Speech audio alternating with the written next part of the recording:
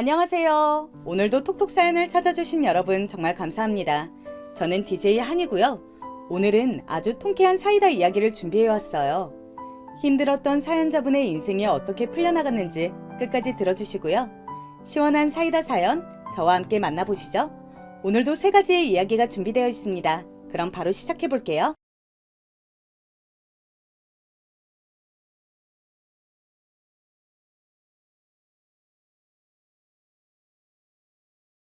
안녕하세요. 저는 서울에서 아내와 사는 50대 남자입니다. 아내와 둘이 사이가 여전히 좋아 산책을 종종 하고는 하는데요. 그럴 때마다 둘이 심심해서 톡톡 사연을 들으며 걷습니다. 매번 재밌게 듣고 있는데 오늘은 제 사연을 제보하려고 해요. 인생 살면서 이런 일이 일어날 줄 전혀 예상 못했는데 감회가 새롭습니다. 사실 저는 지금 이렇게 서울에서 아내와 같이 사는 것 자체가 꿈 같은 일이에요. 왜냐하면 어린 시절의 말 그대로 찢어지게 가난했었거든요. 물론 다 가난했던 시절이라 제가 이런 말을 하면 본인들도 가난했다고 하는 분들이 계십니다. 하지만 저는 정말로 가난했었어요. 어느 정도냐면 집에 화장실도 없었고 부엌이라는 공간도 없었습니다. 아니, 그냥 집이라는 구조 자체가 없었어요. 비닐하우스를 개조해서 육남매가 자랐습니다. 여름에는 오히려 밖이 더 시원할 정도로 더웠고 겨울에는 이불로 온몸을 꽁꽁 싸매도 추워서 동상에 걸릴 지경이었죠. 이렇게 가난하게 사니까 엄마는 그런 우리 가족을 버리고 떠났습니다. 텔레비전에서 영화나 드라마를 보면 엄마가 집을 나갈 때 맛있는 것을 차려놓고 나가는 장면이 있더라고요. 하지만 우리 엄마는 우리 아버지에게 소리를 지르며 너 같은 것과 더 못 살겠다고 하고 집을 떠났습니다. 엄마는 아무도 몰래 떠난 것도 전혀 아니고 대놓고 지긋지긋해서 이렇게는 못 산다고 본인 인생을 찾아가셨어요. 그때가 제가 중학생이었는데 저는 육남매 장남이라 밑으로 동생만 5명이었습니다. 어릴 때는 그런 엄마가 원망스러웠는데 저도 나이가 들고 크면서 어느 정도는 이해가 되기는 합니다. 찢어지게 가난해서 밥을 살 돈도 없어서 남의 집 일을 거들며 살았거든요. 화장실도 없으니 동네 주민회관이나 공용 화장실을 사용하곤 했었죠. 그런 환경에서 자식은 많았으니 저야 첫째여서 괜찮았는데 밑으로 갈수록 동생들은 물려 입을 옷이 전부였어요. 다 해지고 낡아서 꿰매 입는 것도 한계가 있었죠. 입는 것만 문제가 아니고 오히려 제일 문제는 먹는 것이었습니다. 너무 가난해서 쌀은 당연히 살 수가 없었고 어릴 때 우리 가족의 주식은 감자와 고구마였어요. 그것도 겨우 1~2개로 나눠 먹고는 했었죠. 이런 상황에서 어린 동생들은 배가 고프다고 엉엉 우는 날이 많았습니다. 차마 그 광경을 보다 못한 주민들이 아이들 먹이라고 옥수수나 남은 반찬을 주시면 그걸로 버티고는 했죠. 이런 환경이다 보니 엄마는 말 그대로 그런 생활이 지겨우셨을 거예요. 버티기 힘들었고 더 그렇게 살고 싶지 않았겠죠. 그렇게 엄마가 집을 나간 후에 아버지는 한동안 방황을 많이 하셨어요. 본인 능력이 없어서 처자식이 이렇게 됐다고 생각하셨는지 많이 괴로워하셨습니다. 없는 돈으로 소주를 사서 드시고 주정을 부리기도 하셨죠. 아버지가 그렇게 행동하니까 집에는 당연히 들어오는 수입이 전혀 없었습니다. 그때 막내의 나이가 심지어 갓 돌을 지난 아주 어린 나이였어요. 나머지 동생들도 너무 어려서 차마 막내를 집에 둘 수가 없었습니다. 다른 동생들은 그래도 어느 정도 말귀를 알아듣는 나이였는데 막내는 이제 걷기 시작해서 말을 못하는 아이였죠. 그래서 어쩔 수 없이 저는 학교에 막내를 업고 가기도 했습니다. 다행히 그때 담임 선생님이 그런 저를 처음에는 이해해 주셨어요. 막내를 보고 심하게 당황하셨지만 나중에는 그런 막내를 위해 사탕까지 주는 분이셨죠. 담임 선생님은 갓 결혼한 남자 선생님이었는데 자식이 막내랑 동갑이었어요. 그래서 막내를 업고 가도 이해해 주셨습니다. 다만 문제가 하나 있었어요. 특히 오늘 제 사연에서 빠질 수 없는 사람이 있습니다. 친구라고 부르고 싶지도 않은 그 사람의 이름은 바로 박상민이에요. 상민이는 우리 고향 동네 이장 할아버지의 손자였습니다. 옛날에 시골에서 살았던 분들은 아실 텐데 이장의 위력은 생각보다 강합니다. 이장의 말이라면 동네 사람들이 꼼짝도 못했어요. 그리고 우리 동네 이장은 동네에서 제일 부자였기 때문에 사람들이 마치 옛날 조선시대 양반처럼 대했습니다.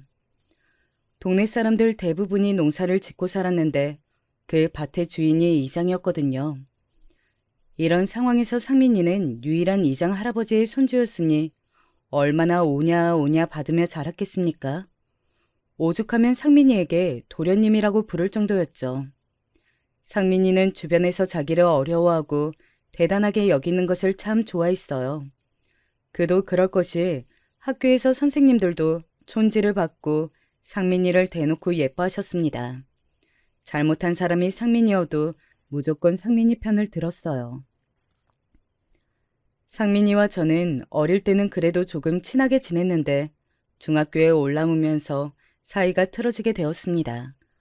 정확히 말하면 우리 엄마가 상민이네 집에서 일감을 받고 바느질을 했었는데 엄마가 집을 나갈 때 그 옷을 제대로 돌려주지 않고 집을 나갔어요.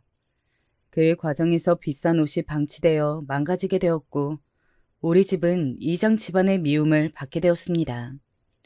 또 제가 엄마가 나간 뒤로 친구들과 노는 시간을 줄이고 동생들을 돌보면서 어울리지 못하는 날이 늘어났어요. 원래는 같이 놀면서 곤충도 잡고 개울가에 가서 놀기도 했었거든요. 그런데 저는 집에서 동생들을 돌봐야 하니까 같이 노는 날이 적어지게 되었습니다. 집에서 계속 동생들을 챙기느라 학교에 가면 피곤해서 상민이가 같이 놀자고 해도 계속 거절하게 되었어요. 워낙 본이 잘난 맛에 사는 상민이라 엄마가 집을 나간 후에 동생을 업고 학교에 오는 저를 괴롭히기 시작했습니다. 야, 이 거지야. 너는 언제까지 학교에 동생을 데리고 올래? 너희 엄마 집 나갔다며. 그렇게 구질구질하게 살면 나 같아도 집 나가겠다. 이러다 너희 아빠도 집 나가는 거 아니야? 그러면 너 나머지 동생들도 다 학교에 데리고 올 거야? 아니야. 그리고 선생님도 막내 데리고 와도 된다고 하셨어. 우리 막내가 시끄럽게 하는 것도 아니고 조용히 앉아있잖아. 만약 막내가 공부에 방해되면 내가 안 데리고 올 거야. 그러니까 너무 뭐라고 하지 말아줘. 뭐? 너 지금 감히 나한테 명령하는 거야? 이 거지야. 네가 뭔데 나한테 이래라 저래라 행동하는 거야? 너 내일부터 동생 데리고 오지 마. 알겠어? 응? 아니, 너무 갑작스럽잖아. 내가 지금 너 기분 상하게 했다고 갑자기 이러면 당황스러워. 그러지 말고 기분 풀어. 내가 기분 나쁘게 말했다면 미안해. 당장 동생을 집에 둘 수가 없어서 그래.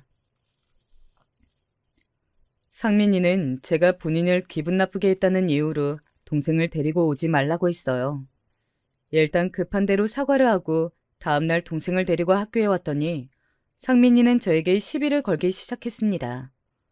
심지어 제 동생에게 위협적인 행동을 하기 시작했고 우리 막내는 진짜 순하기로 유명한 아기였는데 울음을 터뜨리게 되었습니다. 저는 평소에 욱하는 성격이 절대 아니고 특히 엄마가 집을 나간 후로는 조용하게 지내려고 노력했었어요. 하지만 막내가 엉엉 우는 모습을 보고 참을 수가 없었습니다. 그래서 저에게 시비를 건 상민이와 주먹으로 싸우게 되었어요. 학교에서 바닥을 구르며 싸우기 시작했고 선생님께서 우리를 교무실로 데려가셨죠. 그리고 각자 부모님을 학교로 부르셨어요. 상민이는 부모님과 할아버지인 동네 실사 이장님을 학교로 데려왔습니다. 그리고 우리 아버지도 누가 봐도 초라한 차림새로 학교에 달려오셨어요. 저 망할 놈의 자식이 감히 소중한 우리 손자를 때려? 어? 이봐요, 이 선생님. 내가 그렇게 우리 손자 잘 봐달라고 했는데 이런 식으로 행동할 겁니까? 이렇게 나오면 내가 참 곤란해요. 선생님네 아버지 무슨 일 하는지 뻔히 아는데 이렇게 나올 거예요? 아이고, 죄송합니다. 제가 너무 죄송해요. 우리 반 아이들인데 신경을 제대로 쓰지 못했어요. 다시는 이런 일이 일어나지 않도록 주의를 단단히 시키겠습니다. 저도 이렇게 일이 커질 줄은 전혀 몰랐어요. 학교는 학생들이 공부하는 장소잖아요. 저렇게 동생을 데리고 오는 학생을 가만히 내버려두면 그게 선생 자격이 있는 건가요? 정신 똑바로 차리고 바로 행동하세요. 그리고 너, 다시 한번 소중한 우리 손자 손가락 하나라도 건드리면 이 동네에서 고개 못 들고 다닐 줄 알아. 알겠어? 확실. 이장 할아버지의 위력은 생각보다 훨씬 대단했어요. 교무실에 들어와 학교 전체가 울릴 정도로 소리를 바락바락 지르셨습니다. 그러면서 우리 담임 선생님을 포함해서 심지어 교장 선생님한테까지 뭐라 하셨어요. 이장 할아버지가 그렇게 나와도 말리는 사람은 한 명도 없었습니다. 당연히 실세 중에 실세니까 말릴 수가 없었죠. 우리 아버지 역시 이렇다 할 직업도 없었고 사실상 이장의 집에서 일감을 받아 생활하는 사람이라 그저 입을 꾹 다물고 있었습니다. 저는 이때 세상의 쓴맛을 알게 되었어요. 분명히 제 앞에서는 동생을 데리고 와도 좋다고 했던 담임 선생님은 오히려 저에게 뭐라 하기 시작하셨습니다. 그때 저는 본능적으로 깨닫게 되었어요. 제가 아무리 말해도 저들을 이길 수는 없었습니다. 그렇게 상민이와 다툼이 일어나고 저는 학교에서 따돌림까지 받게 되었어요. 저에게 말을 걸면 상민이가 대놓고 직접적으로 괴롭히기 시작했습니다. 이것뿐만 아니라 학교 밖에서도 저와 같이 다니는 게 보이면 그 집에 일감을 주지 않았어요. 당연히 동생을 데리고 학교에 갈 수는 없었고 우리 아버지도 역시 일이 전혀 들어오지 않았습니다. 이런 상황이 너무 억울해서 저라도 오해를 풀고자 상민이에게 다가갔어요. 하지만 상민이는 뭐가 그렇게 억울하고 분한지 제 존재 자체를 싫어하기 시작했습니다. 제가 말을 걸면 대놓고 무시했고 심지어 가만히 있는 저에게 지우개를 던지거나 괴롭혔어요. 차라리 상민이에게 제가 아주 큰 잘못을 했으면 억울하지는 않았을 것 같습니다. 처음에는 그래서 조용히 공부에 매진하려고 했어요. 그런데 날이 갈수록 억울한 상황이 많이 발생하게 되었습니다. 아우, 저 거지 새끼. 야, 쟤 지나가면 냄새 나지 않냐? 어디서 이상한 냄새가 나서, 보면 다 형준이야. 쟤랑 말하면 냄새가 따라오는 것 같아. 안 그래? 앞으로 형준이랑 얘기하면 걔도 그때부터 왕따야. 알겠어? 엄마가 집에 없으니 우리 집의 위생 상태는 제가 생각해도 최악이었어요. 더군다나 사는 곳이 제대로 된 집도 아니고 비닐하우스를 개조한 집이었잖아요. 아버지는 동네에서 일을 구하는 것이 힘드니까 옆 동네에 가서 일하고 오기 시작했었어요. 현실적으로 그렇게라도 돈을 벌어야 우리 6남매가 적어도 매일 굶지는 않았습니다. 저도 몰래 이웃들이 우리 집에 감자나 고구마를 주고 가면 제가 먹은 적이 한 번도 없었어요. 늘 동생들에게 먹이고 저는 그냥 냇가에 가서 물을 마시며 배를 채우고는 했습니다. 이런 생활이 지속되니 당연히 위생은 안 좋았어요. 똑같은 옷을 입고 다니는 것이 당연했고 쉬는 것조차 힘들었습니다. 저도 학교에 다니면서 동생들을 돌봐야 했으니 등교하는 횟수도 점점 줄기 시작했어요.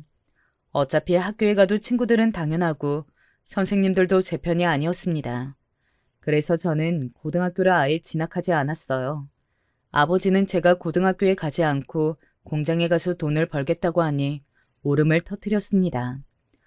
그때가 제가 처음이자 마지막으로 본 아버지가 운 날이랍니다. 하지만 저는 절대 슬픈 감정은 들지 않았어요. 오히려 너무 당연한 결정이었고 고등학교에 가는 것이 무슨 의미가 있나 싶었습니다. 중학교를 겨우 졸업하고 저는 동네에 있는 작은 공장에 일하러 갔어요. 동네에서 조금 떨어진 곳에 있는 공장이었는데 가발을 만드는 곳이었습니다. 어린 저를 받아주지 않겠다고 했지만 빌고 빌어서 겨우 들어갈 수 있었어요. 텃세도 심했고 일도 힘들어서 버티는 것이 너무 힘들었습니다. 하지만 제가 그렇게 맞아가며 돈을 벌면 그 돈으로 동생들이 뭐라도 먹을 수 있어서 좋았습니다. 종일 일하고 집에 오면 어린 동생들이 제가 오기만을 기다리고는 했습니다.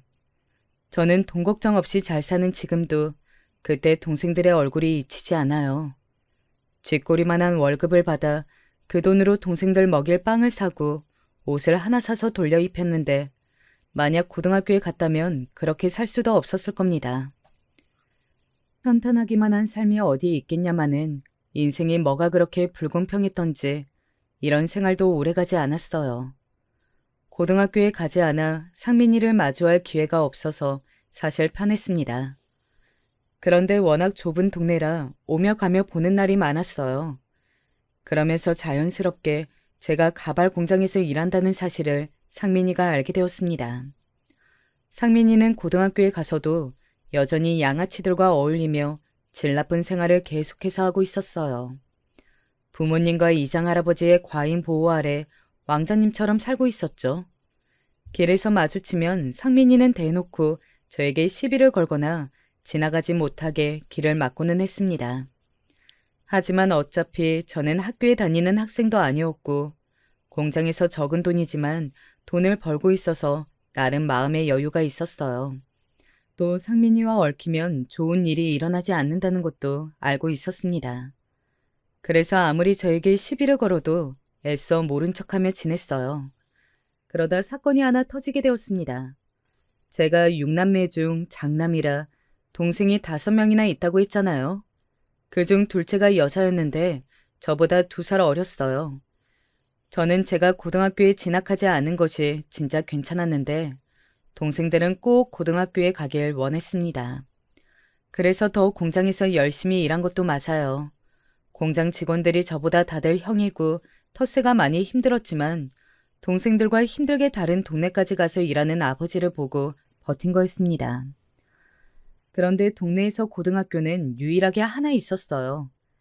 사건은 거기로 둘째 여동생이 진학하게 되면서 일어났습니다. 운명의 장난인지 둘째 동생에게 상민이가 관심을 표하기 시작했어요. 둘째 동생이 유달리 외모가 뛰어나서 어렸을 때부터 인기가 많았거든요. 그런데 사춘기가 지나며 외모가 더욱 예뻐져서 동네에서 남자아이들이 많이 좋아했습니다. 상민이 역시 거기에 해당이 되었어요. 하지만 둘째 동생은 상민이 때문에 저와 아버지가 얼마나 고통을 받았는지 잘 알고 있었습니다. 그래서 상민이를 싫어했고 사건은 그렇게 발생하게 되었어요. 어느 날 공장에서 돌아왔더니 둘째 동생이 울고 있었습니다. 미순아, 왜 그래? 무슨 일이야? 오빠한테 말해봐. 혹시 누가 괴롭히는 거야? 배고파서 그래? 아버지 없을 때 오빠한테 말해. 내가 해결할 수 있는 거면 해결할게.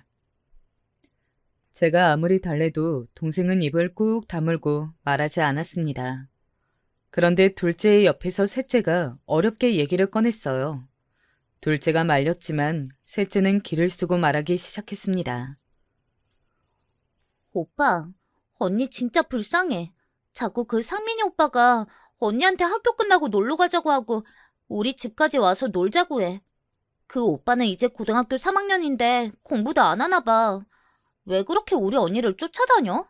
심지어 언니가 싫다고 했더니 거지라고 하더라. 저는 이 말을 듣고 화가 머리끝까지 나기 시작했습니다. 저한테 거지라고 놀리는 것은 하도 많이 들어서 아무렇지도 않았어요. 그런데 제 동생들을 곤란하게 하는 모습을 보고 참을 수가 없었습니다. 제가 화가 나자 둘째는 저를 말렸지만 그런 동생들을 뒤로하고 이장 할아버지네 집으로 달려갔습니다. 그리고 딱 그 집 앞에서 상민이를 마주치게 되었어요. 저는 아무 생각도 하지 않고 그냥 그런 상민이를 보고 다짜고짜 가서 얼굴에 주먹을 꽂았습니다. 당연히 상민이는 바닥에 나뒹굴었고 그렇게 우리는 다시 한번 길거리에서 뒹굴며 싸우게 되었어요. 공장을 다니며 험한 일을 많이 겪어서 저는 맷집이 아주 강했었어요. 그래서 상민이와 싸우는 게 초반에는 힘들지 않았습니다. 저에게 밀리기 시작하자 상민이는 괴성을 지르며 도와달라고 소리치기 시작했어요. 그 광경을 보고 집에 있던 이장 할아버지와 상민이 부모님이 나와 저를 일반적으로 때렸습니다. 아무리 제가 맷집이 강해도 어른들을 상대로 이길 수는 없었어요. 얼굴이며 몸이며 상하지 않은 곳이 없었습니다. 그렇게 발을 절뚝이며 집에 가는데 이상하게 웃음이 자꾸 나왔어요. 집에 도착하니까 아버지가 와 있었고 저를 보자마자 엉엉 울기 시작했습니다. 동생들도 저를 끌어안고 우는데 저는 하나도 슬픈 감정이 들지 않았어요. 물론 몸은 만신창이에 안 아픈 곳이 없었습니다. 그리고 다음 날이 되어 공장에 갔는데 어느 정도 예상은 했지만 진짜로 이미 이장 할아버지가 공장에 찾아왔더라고요. 이장은 저를 보자마자 또 지팡이를 휘두르며 괴성을 지르기 시작했어요. 하나도 무섭지 않았고 속으로 저러니까 상민이가 저 지경이라는 생각이 들었습니다. 그리고 공장 사장은 그래도 제가 거기서 3년을 일했는데 이장의 말 한마디에 바로 저를 잘랐습니다. 당장 내일부터 나올 생각을 하지 말라는 말에 헛웃음이 나왔어요. 예상한 일이었지만 그래도 속이 쓰렸습니다. 그래도 길을 쓰고 일한 날의 일당은 받아 공장을 나왔어요. 그때는 하늘이 왜 이렇게 원망스러웠는지 모릅니다. 그리고 당연하게 우리 가족은 동네에서 왕따 가족이 되었어요. 이장은 제가 상민이를 그렇게 만든 것이 화가 났는지 옆 동네까지 가서 아버지가 일하는 곳으로 찾아갔습니다. 그리고 아버지의 일자리도 뺏기고 동생들도 눈초리 때문에 학교에 다니는 것도 생활하는 것도 힘들었어요. 사실 저는 상민이를 때리러 달려가며 어느 정도 마음속으로 정리를 한 상태였어요. 더는 이런 곳에서 동생들을 키울 수는 없었습니다. 계속 우리가 그 동네에서 살면 동생들이 고통을 더 받게 될 것 같았어요. 그래서 아버지까지 일자리를 뺏기고 난 뒤 저는 그대로 묵묵히 짐을 싸서 아버지와 동생들과 서울로 가게 되었습니다. 서울로 가자는 말에 아버지는 심하게 당황했어요. 아무래도 한평생 고향에서 살던 분이라 낯선 환경에 적응하는 것이 두려웠을 거예요. 그렇다고 그런 아버지를 위해 동생들을 동네에서는 키울 수 없었습니다. 아버지를 설득하고 동생들을 데리고 서울에 와서 처음에는 다 쓰러져가는 달동네에 제일 낡은 집, 거기서도 반지하, 제일 끝방에서 우리 가족은 살게 되었습니다. 사실 집주인이 우리가 육남매라고 하자 받지 않으려고 했어요. 너무나도 초라한 행색을 보고 노숙자로 착각하더라고요. 저는 그때 이미 세상의 쓴맛을 잘 알던 사람이었습니다. 그래서 그냥 무작정 무릎을 꿇고 빌기 시작했어요. 아주머니, 제발요. 저 학교에 안 다니고 공장에서 이미 3년이나 일했어요. 그래서 제가 이 돈 모은 거예요. 동생들도 진짜 조용하고 절대 시끄럽게 하지 않아요. 그러니까 제발 받아주세요. 네? 제가 무슨 일이 생기면 반드시 책임지고 나갈게요. 아휴, 알겠어요. 그런데 저 좁은 곳에서 7명이 살 수가 있나? 일단 뭐 조용히 월세만 꼬박꼬박 내면 나야 상관없지. 청년이 아직 어린 나이에 고생이 많네. 집주인 아주머니는 제가 간절하게 빌자 그 쪽방에서 사는 것을 허락하셨어요. 지금 생각해도 그 쪽방은 너무 작았습니다. 7명의 가족이 온전하게 발을 다 뻗고 잘 수는 없었어요. 그래도 더 시골에서 상민이네 가족과 엮이지 않아도 된다는 사실이 기뻤습니다. 또 시골집은 화장실도 없었는데 서울 쪽방은 아주 작은 화장실이 있기는 했어요. 딱 변기만 있는 화장실이었는데 그게 뭐라고 그렇게 좋았는지 몰라요. 하지만 이것 빼고는 좋은 점이 없었습니다. 서울살이를 각오하고 올라왔지만 현실은 더 힘들었어요. 확실히 그래도 고향에서는 시골의 정이 있었거든요. 그런데 서울은 생각보다 훨씬 더 각박했습니다.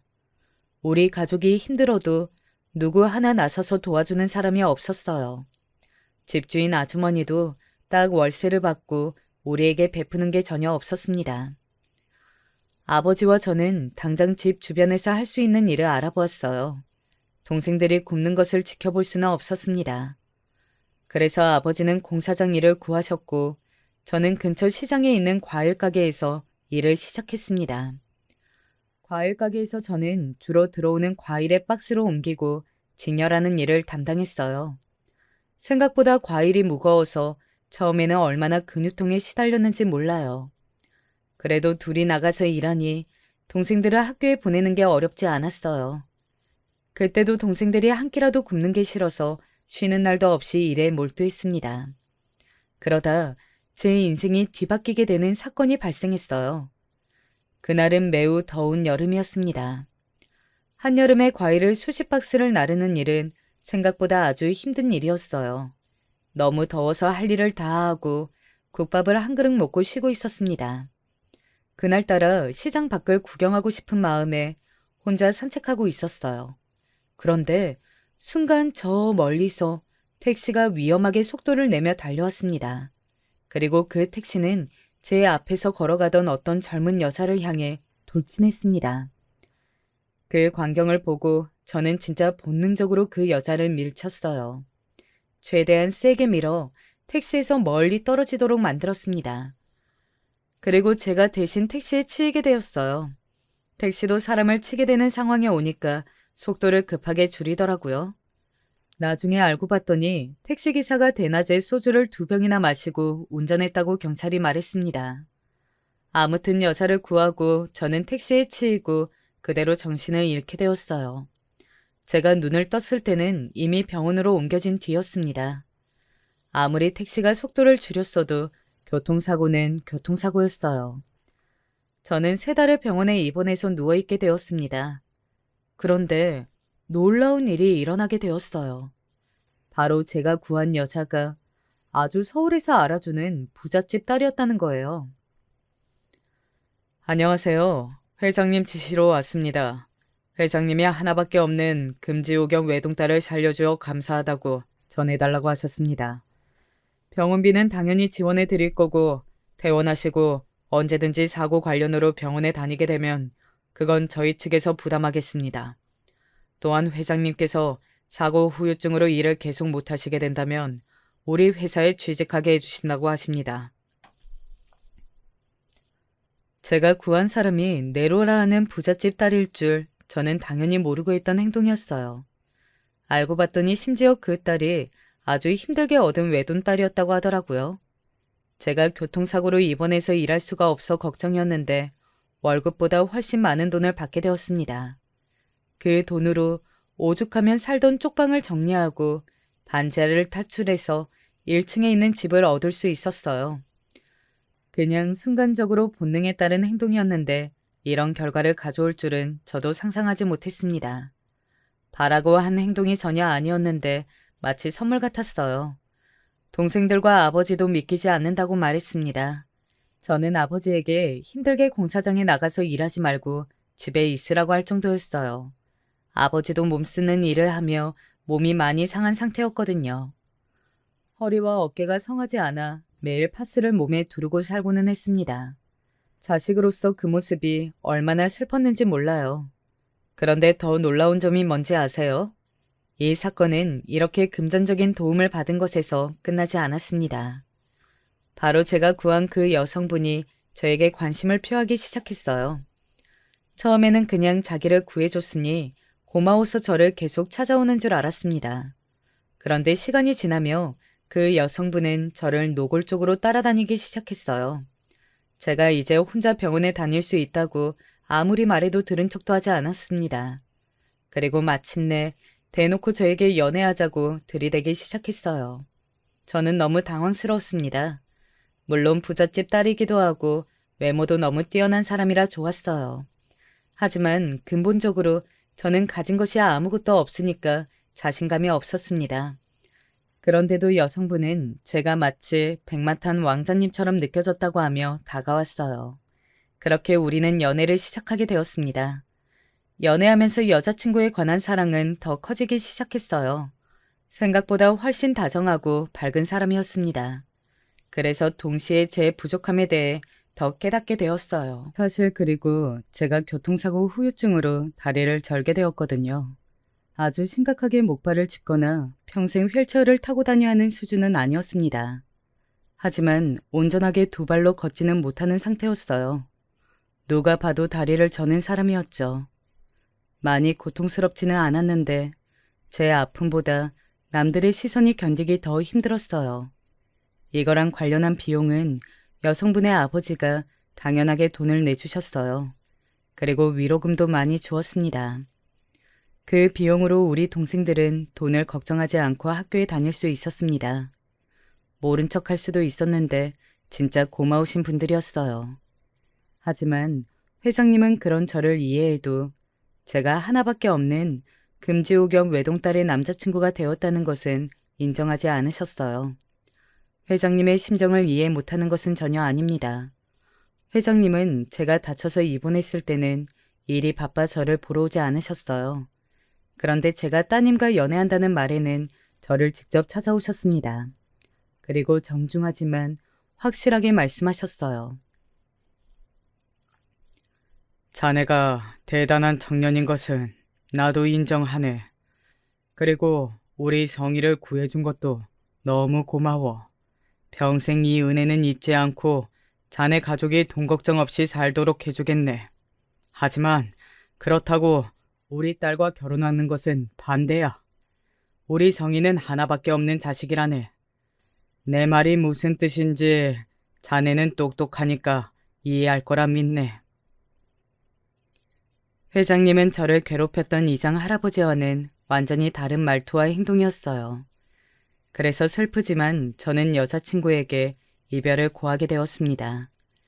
당연히 아름답고 밝고 긍정적인 여자친구를 계속 만나고 싶었어요. 하지만 그건 제 욕심이었습니다. 그래서 더 만나는 것은 무리라고 말했어요. 그런데 그때 제 여자친구는 저와 절대 헤어질 수 없다며 무려 단식 투쟁을 하게 되었습니다. 금지 오겹 외동딸이라 여자친구의 집에서는 당연히 난리가 났대요. 여자친구가 애초에 이런 식으로 부모님의 말씀을 거역하는 것이 처음이라고 하더라고요. 그 사실을 저는 회장님을 통해 듣게 되었어요. 여자친구의 단식 투쟁에 화가 난 회장님이 저를 아예 집으로 불렀거든요. 그리고 정말 아이러니하게 저는 그 자리에서 결혼 허락을 받게 되었습니다. 이게 도대체 어떻게 된 건지 궁금하시죠? 회장님이 기사를 보내서 그 차를 타고 회장님의 집으로 가게 되었어요. 여자친구가 네로라 하는 부잣집이라는 것은 저도 이미 알고 있었습니다. 그런데 막상 도착해서 대문 앞에 서니까 집의 크기 자체가 위압감이 들었어요. 아니, 우리 가족 7명이 평생 일해도 이런 집에서는 못 살 것 같았습니다. 순간 그냥 들어가지 말까 생각했던 것도 사실이에요. 하지만 이왕 여기까지 왔으니 문을 열고 들어갔습니다. 여자친구는 거실 소파에 앉아 있었어요. 저를 보자 환하게 활짝 웃더라고요. 그 모습을 보고 회장님과 사모님은 대놓고 혀를 차셨어요. 그리고 회장님은 저에게 말씀하셨습니다. 여자친구가 저와 헤어질 바에는 죽겠다고 했다고 하더라고요. 어쩐지 얼굴부터 몸까지 너무나도 마른 모습에 마음이 아팠습니다. 그때까진 회장님도 그랬지만 사모님이 저를 보는 표정은 매우 좋지 않았어요.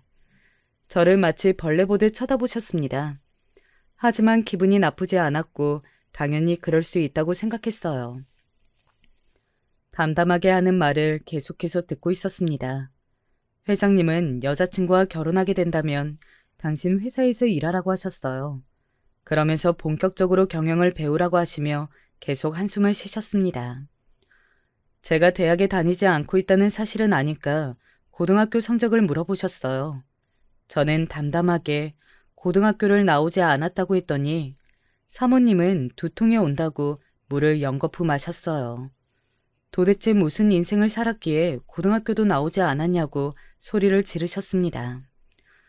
그리고 그때부터 저는 아주 담담하게 제가 살아온 인생을 말하기 시작했어요.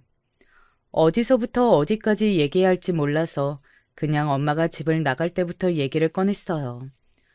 화장실도 없는 가난한 형편에서 끼니를 걸으며 살았던 얘기부터 시작했습니다.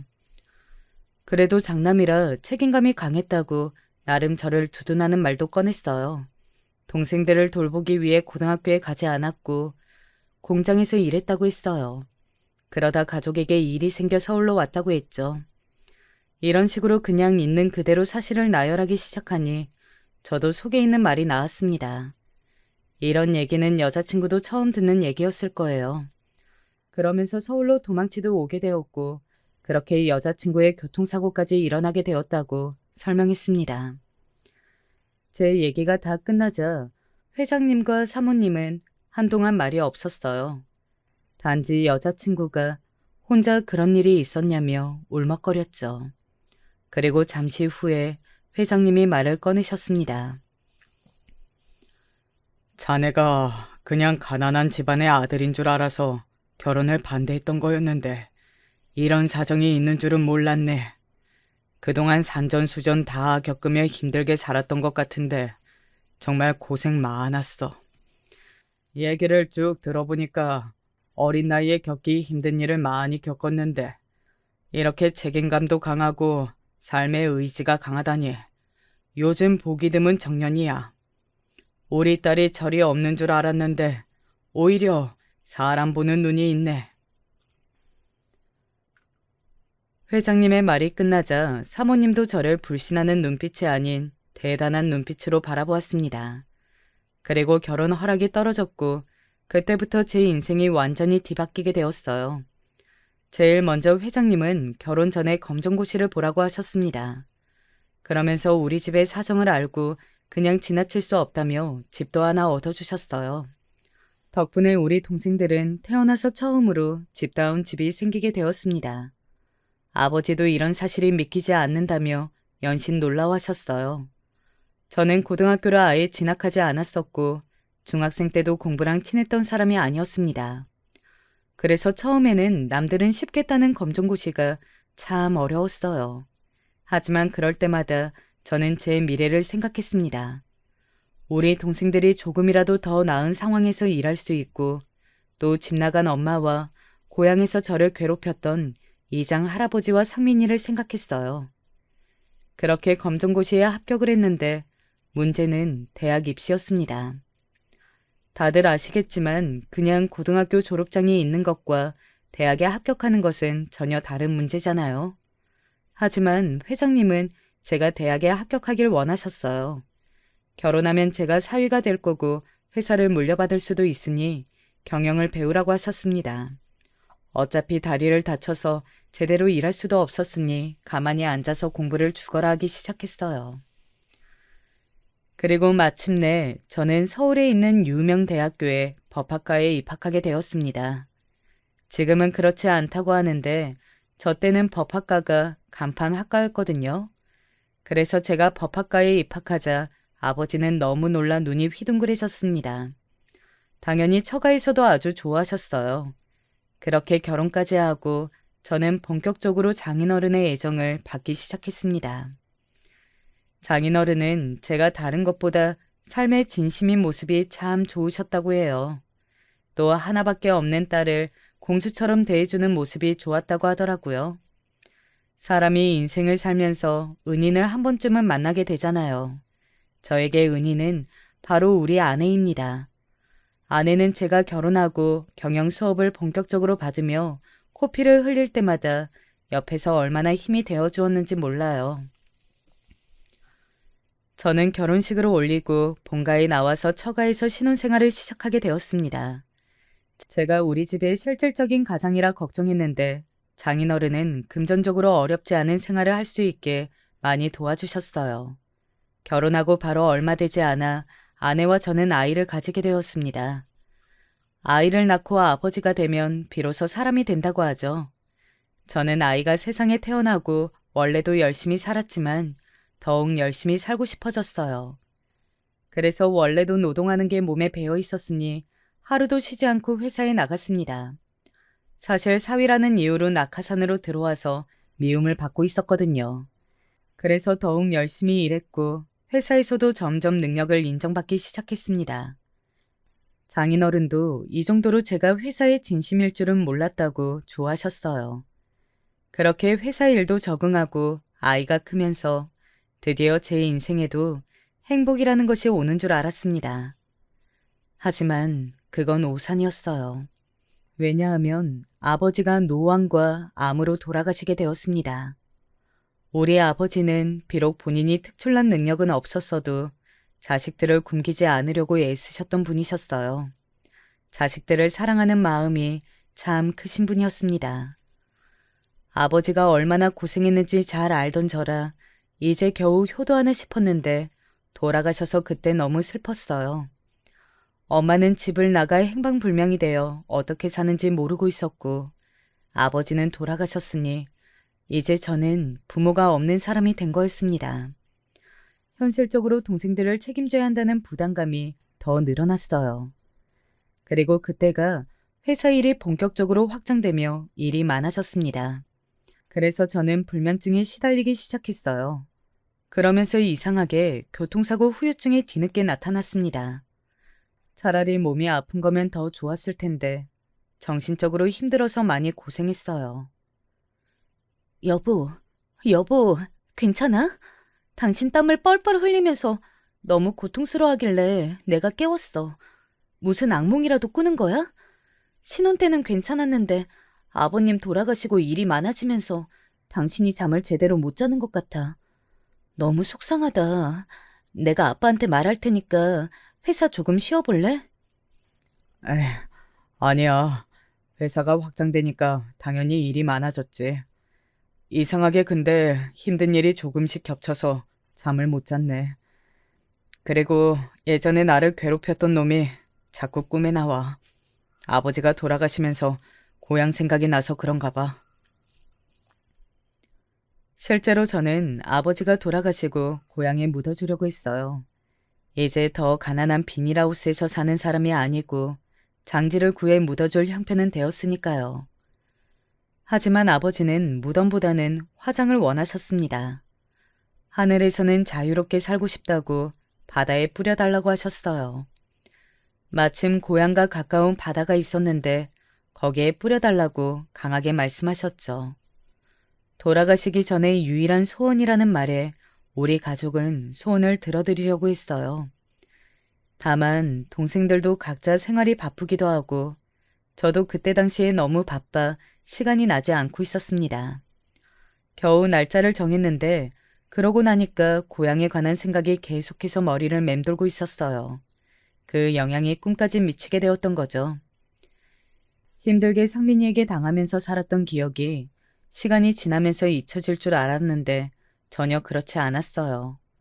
오히려 꿈까지 나올 정도로 피폐해지기 시작했죠. 아내도 제가 이미 다 말해서 그 사실을 알고 있었어요. 그래서 옆에서 저보다 더 안타까워했습니다. 그렇게 아버지의 유고를 뿌리는 날이 다가왔는데 뜻밖의 말을 듣게 되었어요. 바로 우리 가족이 전혀 모르고 있었는데 아버지 앞으로 작은 땅이 있다는 사실이었습니다. 우리 가족이 비닐하우스에서 살았다고 했잖아요. 서울에 올 때 도망치듯 갑자기 오게 되어서 제대로 서류 정리를 본격적으로 하고 오지 않았거든요. 그때는 이런 것에 신경 쓸 정신이 아예 없었어요. 그리고 비닐하우스 자체가 산 밑에 있어서 상업용으로 쓰거나 넓은 평수도 아니었어요. 그동안 가족끼리 너무 힘들게 사느라 사실 머리에서 까맣게 잊힌 상태였습니다. 그 땅에 아버지가 돌아가시니까 저에게 처리하라고 우편이 날라왔어요. 돈이 되는 땅은 아니었는데 그냥 둘 수도 없더라고요. 동생들에게 혹시 그 땅을 이용할 계획이 있냐고 물었습니다. 하지만 동생들도 딱히 고향에 관해 좋은 기억이 있지는 않아서 결국 처분하기로 결정이 났어요. 유골을 뿌리는 날에 가서 아내와 같이 땅에 관한 서류를 처리하기로 했습니다. 그리고 마침내 그날이 다가왔고 저는 아내와 둘이 고향으로 향했어요. 미리 동생들을 만나 바다에 아버지 유골을 뿌린 뒤였습니다. 아버지를 바다에 보내주면서 처음으로 태어나서 엉엉 울었어요. 참 인생이 길고 힘들다고 생각했습니다. 그래도 더 어릴 때처럼 비참하게 살지 않아서 얼마나 다행인지 몰랐어요. 이런 생각을 아내에게 말했더니 그동안 너무 고생이 많았다고 저를 위로했습니다. 제 인생을 이렇게 응원해줄 사람이 나타날 줄은 몰랐는데 영광이었죠. 도망치듯 서울로 올라가고 처음으로 고향에 다시 오게 되었어요. 감회가 참 새로웠습니다. 몇 개월만 지나도 무언가가 확 바뀌는 서울과 달리 고향은 바뀐 게 별로 없었어요. 큰 은행나무도 그대로 있었고 심지어 제가 어릴 때 있던 병원도 그대로였습니다. 바뀐 게 크게 없어서 오히려 당황한 마음이 들었어요. 아내는 연신 신기해하며 옆에서 질문을 많이 했습니다. 저는 아내를 데리고 본격적으로 서류를 정리하기도 전에 여기저기 돌아다녔어요. 제가 다녔던 학교도 가고 놀았던 개울가도 갔습니다. 그리고 마지막으로 동생들과 아버지와 살았던 비닐하우스에도 갔어요. 그때는 저도 속에서 울컥하는 게 올라오더라고요. 아내에게 여기서 살았다고 하니까 눈물을 글썽였습니다. 어릴 때는 몰랐는데 다 크고 아버지가 된 채로 내려와 보니 그때 아버지가 얼마나 힘들었을지 상상이 가기 시작했어요. 화장실도 없는 집도 아닌 공간에서 참 고생이 많았죠. 한참을 앉아 아내와 대화하고 집에 가려고 밖으로 나왔어요. 좋은 기억이 가득한 공간이 전혀 아닌데 마음이 헛헛하고 의외로 떠나기 아쉬운 마음이 들었습니다. 마지막으로 은행에 가서 서류 정리를 하려고 걸어가고 있던 그 순간이었어요. 저 멀리에는 제가 다녔던 가발 공장도 보이고 바뀐 게 없어서 신기해하고 있었습니다. 아내와 손을 잡고 산책하며 걷고 있는데 제 앞을 누가 가로막았어요. 저는 처음엔 누군가 하고 봤는데 그 사람이 누구였는지 아세요? 바로 상민이었어요. 바뀐 게 없는 고향에서는 상민이까지 그대로였어요. 사실 시간이 많이 흘렀으니 알아볼 수 없을 줄 알았거든요. 내심 고향으로 가면서 아내에게 상민이 얘기를 꺼냈었어요. 제 악몽의 주인공이고 우리 가족의 인생을 힘들게 만든 놈이 과연 고향에 계속 있을지 궁금했었죠. 그런데 정말로 상민이를 이렇게 마주칠 줄은 몰랐는데 너무 당황했습니다. 사실 딱 보자마자 놀라움과 동시에 아주 약간의 반가움도 있었어요. 아무리 미워도 사람이 변할 수도 있잖아요. 그런데 여러분, 사람은 절대 변하지 않는다는 것 아시나요? 저는 상민이를 보고 그 점을 깨닫게 되었습니다. 야, 이게 누구야? 네가 여기 웬일이냐? 나는 너희 가족이 무슨 신기루처럼 사라져서 다 어디 가서 죽은 줄 알았어. 쥐 죽은 듯 살길래 비명행사했나 했더니 이게 뭐냐? 이야, 돌아가신 우리 할아버지가 놀라겠다. 야, 우리 할아버지 무덤에 가서 인사하고 가. 여전하구나. 조금이라도 철이 들 줄 알았는데 어쩜 이러니? 어릴 때는 어려서 그럴 수도 있다고 생각했는데 너희 가족의 인성은 그대로네. 놀랍지도 않다. 여보, 그냥 가자. 저는 저를 보자마자 다짜고짜 시비를 거는 상민이를 보고 혀를 찼습니다. 유명한 속담 중에 똥이 더러워서 피하지 무서워서 피하냐는 말 아시죠? 저도 딱 그 심정이었습니다. 상민이와 1초도 더 엮이고 싶지 않았어요. 그래서 아내를 데리고 그 자리를 뜨고 싶었습니다. 하지만 상민이는 제 생각보다 훨씬 악질이고 나쁜 인성의 소유자였어요. 저 같으면 그냥 그 자리를 떠나는 것을 보면 보낼 것 같았는데 상민이는 상당히 위협적으로 행동하기 시작했습니다. 뭐? 아내? 야, 와엄마, 너 같은 찌질이도 결혼했네? 어? 저기요, 얘랑 결혼했어요?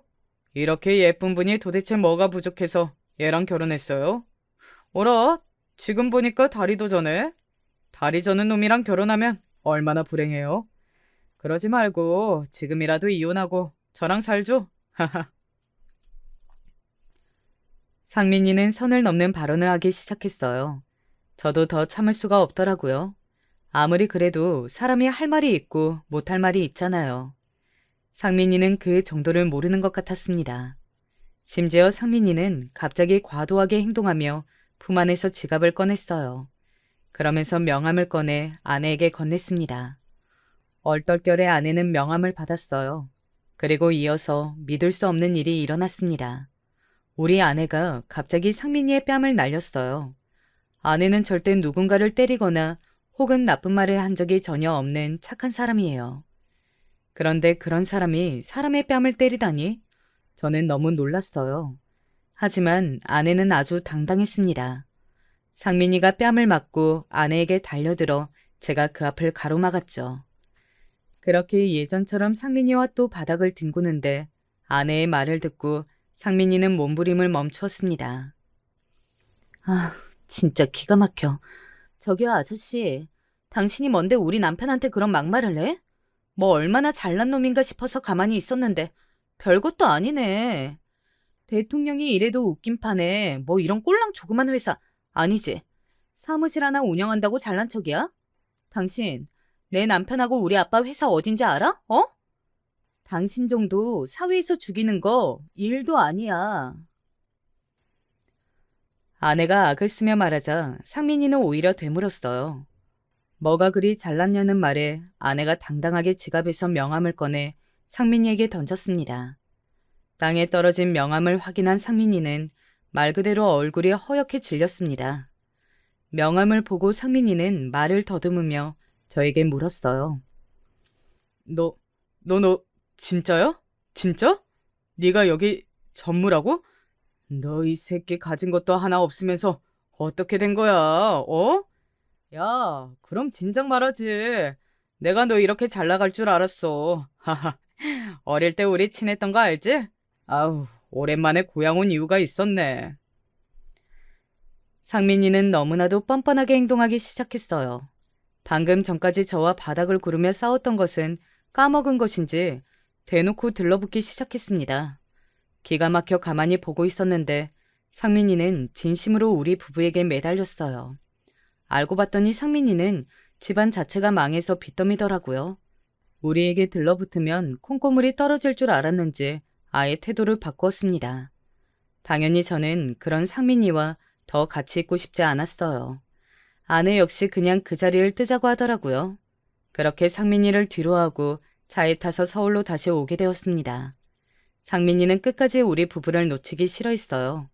달려와서 제 바짓가랑이를 붙들기도 했습니다. 대놓고 돈을 빌려달라는 소리를 하는 모습에 할 말이 나오지 않았습니다. 이런 놈이 뭐라고 어릴 때 그렇게 무서워했는지 억울한 마음도 들었어요. 아내는 서울로 올라오는 내내 제 악몽의 주인공인 상민이에게 뺨 한 대로는 모자랐다며 말했습니다. 그리고 서울에 와서 동생들을 불러 모아 있었던 일을 전했어요. 동생들도 너무 통쾌하고 잘했다고 하더라고요. 여러분, 여기까지가 제가 준비한 사연입니다. 예전에는 고향을 생각하면 억울하고 어딘가 불편한 마음이 가득했었어요. 그런데 상민이를 만나 복수하고 오니 이제는 완전히 편안한 상태가 되었습니다. 저도 예전처럼 악몽을 꾸거나 그런 증상도 아예 사라졌어요. 요즘엔 아내와 함께 행복하게 살며 아이를 키우고 있습니다. 장인어른의 회사도 열심히 다니고 있어요. 장인어른이 곧 저에게 경영권을 넘기고 쉬고 싶다고 하시더라고요. 너무 가난해서 밥도 못 먹던 제가 한 회사의 회장이 되다니 감회가 새로워요.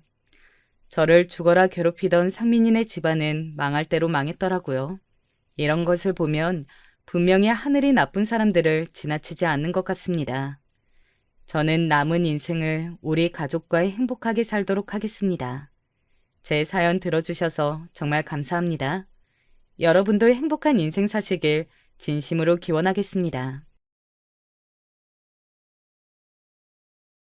제가 진짜 참고 참았지만 도저히 어처구니가 없고 화가 나서 최근에 일을 하나 벌였습니다. 그런데 남편이 저보고 잘못했다고 그러는데 저는 제가 잘못했다는 말 자체가 용납되지 않기 때문에 이렇게 다른 분들에게라도 의견을 묻고 싶어 사연을 보내봅니다. 저는 남편과 결혼한 지 10년이 지났어요. 자식도 있고 서로 막 불타듯이 사랑하진 않지만 그래도 믿을 만한 아내와 남편으로서 저희 가족 먹고 사는 것만 신경 쓰고 열심히 살았다고는 생각합니다. 그리고 당연히 남편의 아내로서 시부모님도 극진히 모셨어요. 다른 시댁 가족들에게도 언제나 친절히 대했죠. 특별히 관계가 아주 좋은 시댁 며느리 관계는 아니긴 했지만 그래도 별 문제 없이 그럭저럭 무난한 며느리와 시댁 관계라고 자부해요. 그런데 이 평범한 시댁과 며느리 관계에서 문제가 하나 생겼습니다. 바로 노총각 아주버님 때문이에요. 아주버님은 노총각이라는 말대로 오랜 시간 결혼하지 않았습니다. 솔직히 시어머니는 저희 아주버님 좋다고 따라다니는 사람 많았는데 영 마음에 안 차서 결혼 안 하는 거라고 주장하시는데 제가 볼 땐 그냥 아주버님이 남자로서의 매력이 없어서 그런 거예요. 아주버님이 돈을 그렇게 잘 버는 것도 아니고 그렇다고 키가 크거나 얼굴이 잘생긴 것도 아니고 성품은 정말 착하시지만요. 물론 꼭 잘생기고 키 크고 돈 잘 버는 사람만이 결혼하는 건 아니지만 보통 노총각이라고 불릴 만한 사람들은 다 이유가 있고 제가 보기에 냉정하게 저희 아주버님은 그런 노총각 요소를 모두 갖춘 분이었어요. 아주버님이 특별히 얘기하진 않았지만 남편 몰래 귀띔으로 들은 이야기를 들었을 때 아주버님은 젊은 시절 연애도 많이 못 해보셨다고 했어요. 여자가 낯설고 어렵다는 이유였죠. 그러니 시어머니가 그렇게 주장하는 것도 그냥 아주버님 길을 살려주기 위함이었지 분명 진실은 아니었을 거예요. 물론 저는 그 말이 진실이든 아니든 상관없었기 때문에 그냥 그러려니 하고 넘어가긴 했습니다. 그런데 그런 아주버님이 결혼할 사람이라면서 여자를 한 분 데려왔어요. 안녕하세요. 처음 뵙겠습니다. 저는 깜짝 놀랄 수밖에 없었어요. 물론 아주버님이 제대로 연애 한번 못 해보다가 갑작스레 결혼할 사람을 데려왔다는 것에 대한 놀라움도 있었죠. 그러나 더 놀라웠던 사실은 아주버님이 결혼하겠다고 데려온 여자가 무려 저보다 12살이나 어린 여자였다는 것이었죠. 당시 저는 남편과 동갑이었고 제 나이는 43이었습니다. 그러니 그 여자는 당시 31였던 거죠. 그리고 아주버님은 45이고요. 아주버님과 그 여자는 14살이나 차이가 나는 거였죠. 띠동갑도 훌쩍 넘는 나이 차이에 놀라지 않을 사람이 어디 있어요. 뭐 요새는 연예인들 사이에서는 열 몇 살, 심지어는 20살까지 차이 나는 커플이 없잖아 있다곤 하지만 사실 그건 연예인이고 연예인들 사이에서도 그런 나이 차가 흔한 건 아니잖아요. 그런데 정말 아무 능력도 없는 저희 아주버님이 어떻게 그렇게 어린 여자를 만날 수 있는 건지 전 의아했습니다. 차라리 시댁에 돈이 많았다면 모를까. 시댁도 그렇게 부유한 편은 아니었거든요. 어머, 제 형님 되실 분이구나. 반가워요. 여러모로 이해가 안 되긴 했지만 어쨌든 이렇게 시간이 흘러 아주버님이 정말 그 여자랑 결혼하면 사실 그 여잔 저보다 12살이 어리다고 해도 저보다 형님이 되는 거였기 때문에 저는 일단 미리 친해지고자 형님하고 부르면서 친분을 다지려 했습니다. 그런데 그 여자가 저를 위아래로 훑더니 아, 네. 이러면서 제 말은 들은 척도 제대로 안 하더라고요. 거기서 기분이 좀 나빴지만 아주버님이 처음으로 결혼할 여자를 데려온 자리인 만큼 제가 분위기를 파토낼 수 없어 참았습니다. 하지만 인사가 진행되는 내내 제가 불쾌할 만한 일들이 너무 여럿 일어났어요. 대체 왜 그런지 모르겠는데 다른 시댁 가족들이 말을 걸면 조금 어색하면서도 잘 대꾸를 해주는 반면 제가 뭐라고 친근한 척 말 걸면 정말 눈에 띄게 무시하고 대꾸조차 제대로 안 하는 것이었어요. 그래서 그 여자는 아주버님이 처음 데려왔을 때부터 제 마음에 완전히 차지 않았죠. 뭐 나쁜 마음 먹고 아주버님 등 쳐먹으려는 거 아니야? 이미지가 워낙 안 좋다 보니 그런 생각도 들었죠. 하지만 결국 아주버님은 그 여자와 결혼하게 되었고 결국 저는 저보다 12살이나 어린 손이동서를 형님 하면서 모셔야 했습니다. 사실 나이 차이가 그렇게 나는 상황에서 저보다 어린 여자를 형님하고 모시는 게 좀 그렇긴 했지만 그래도 우리나라는 그런 친인척 관계가 중요하다는 걸 알기 때문에 어느 정도 이해할 수는 있었어요. 그러나 12살 어린 여자를 형님으로 부르는 게 문제가 아니라 그 여자를 형님으로 불러야 한다는 게 너무 거슬렸죠. 차라리 아주버님이 다른 어린 여자를 데려와서 결혼했다면 이렇게까지 기분 나쁘진 않았을 거예요. 하지만 저는 이미 그 여자가 처음 인사하러 오는 날 그 여자에 대한 이미지를 거의 바닥까지 생각하고 있었기 때문에 제 자존심상 그런 여자를 형님하고 모신다는 게 쉽지 않았죠. 물론 제가 그런 마음을 갖고 있다고 해서 어쨌든 형님이 된 사람을 형님으로 모시지 않을 수는 없었어요. 그리고 한편으론 나중에 시간이 좀 더 지나면 그래도 같은 식구가 된 사람으로서 마음을 서로 풀고 친하게 지낼 수 있지 않을까 하는 기대도 있었죠. 하지만 몇 번의 만남 이후로 그런 기대는 산산이 부서졌어요. 형님, 혹시 식기 어디다 놓으셨어요? 동서, 그거 저쪽 찬장에 좀 꺼내와. 전 꼬박꼬박 형님이라고 이야기하며 존댓말하는데 그쪽은 제가 말을 걸 때마다 동서라고 이야기하면서 모든 말을 전부 반말로 끝내는 겁니다. 그게 얼마나 기분 나쁜지 아십니까? 저한테 극존칭을 써달라는 건 아니에요. 하지만 본인도 자기랑 나랑 12살이나 차이 나는 걸 뻔히 아는데 그럼 호칭까지는 동서라고 한다고 쳐도 존댓말 정도는 써줄 수 있는 거잖아요.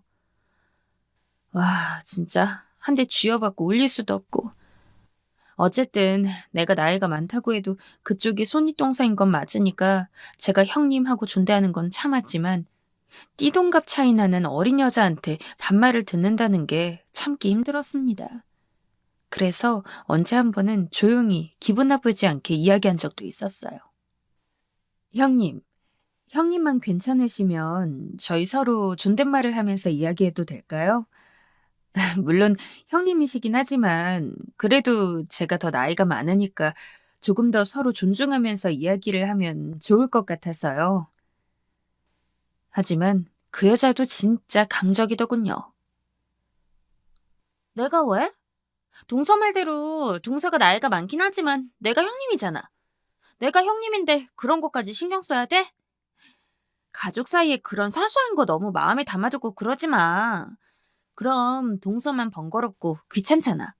마음을 좀 넓게 가져야지, 응? 아주 저를 타이르듯이 이야기하는데 진짜 꾹꾹 참았던 게 그때 터질 뻔했습니다. 12살이나 어린 애가 저한테 훈수 두는 거잖아요. 아니, 솔직히 제가 못할 말 했습니까?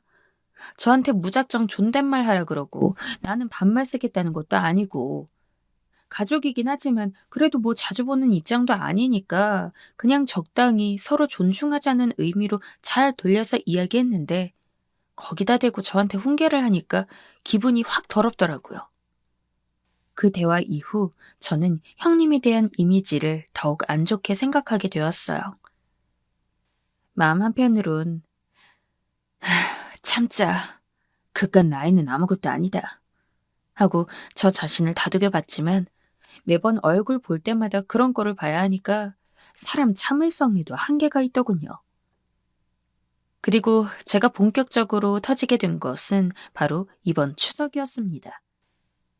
사실 그동안 몇 번의 명절을 거치고 나서 전 형님이랑은 절대 상종할 수 없겠다는 것이 머리에 딱 박혀 있어서 어쩌다가 명절이나 혹은 시부모님 생신, 다른 기타 행사 등으로 시댁에 가서 형님을 보게 될 일이 있을 때 최대한 부딪히지 않기 위해서 멀리 떨어져 있었어요. 집안일을 하더라도 일부러 형님이 요리를 하면 제가 뒷정리하는 식으로 나눠서 하려고 했고 다 같이 한자리에 앉아 있을 때도 형님과는 최대한 떨어져 앉았습니다. 그런 날에는 그래도 최대한 형님이랑 별다른 마찰 없이 지나갈 수 있었거든요. 하지만 진짜 이번 추석에는 무슨 애군이 끼었는지 시어머니가 평소에는 아무런 말도 안 하다가 이번 추석에 갑자기 저희 둘이 같이 요리를 하라 그러질 않나. 누가 보면 저희들을 붙여놓지 못해 안달난 사람인 것처럼 굴더라고요. 시어머니가 그렇게 이야기하시니 저도 하는 수 없이 형님과 함께 일해야 했습니다. 하지만 그럴 때마다 형님은 제게 사사건건 말을 걸면서 제가 하는 모든 행동에 시비를 걸기 바빴습니다. 동서, 집안일 처음 해봐? 밥을 그런 식으로 안 치면 안 되지. 지금까지 그렇게 밥을 차렸던 거야? 동서, 반찬 좀 미리 상에 다 꺼내놔. 어머님이 오징어 초무침 좋아하시는 거 알지? 그건 특별히 많이 좀 담아두고. 동서, 나 바쁘니까 설거지 좀 해줘. 대신 내가 어머니랑 시간 좀 보내고 있을게. 그동안 형님과 함께 얼굴을 마주하는 날이 올 때마다 형님의 막무가내식 반말에 대해 대책을 세워야겠다는 생각을 하긴 했습니다. 하지만 저는 분노를 느낄 수는 있어도 남한테 싫은 소리 하는 것이 익숙하지 않은 사람이라 그 때문이라도 꼭꼭 참아왔던 게 없지 않아 있었거든요. 게다가 그냥 무작정 반말하지 말라고 해서 될 일도 아니었고요. 애초부터 서로 존댓말하자는 얘기에 말도 안 된다는 식으로 일축한 것도 형님이었으니까요.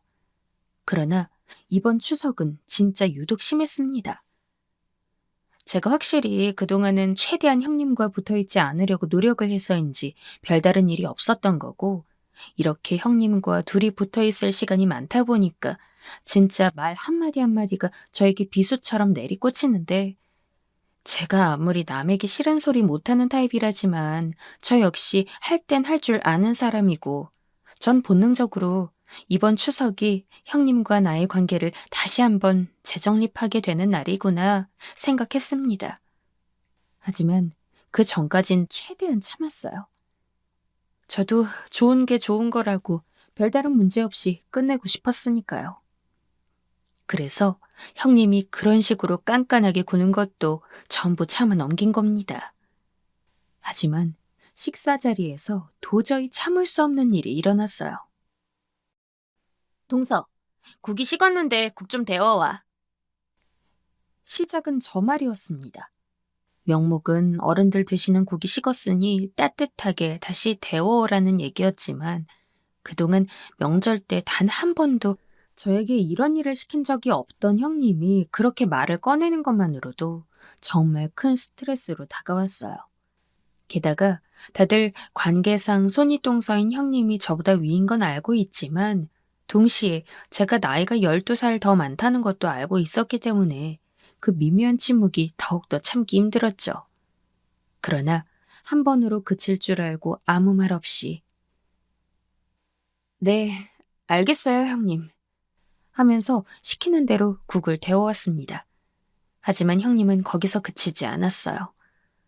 아무래도 사람이 많이 모여있기도 하고 식사한 뒤에 같은 자리에서 과일도 깎아먹고 계속해서 이야기를 나누었던지라 그 자리가 거의 3시간이 넘게 이어졌는데 그럴 때마다 형님은 제게 시도 때도 없이 이것저것 심부름을 시켰습니다.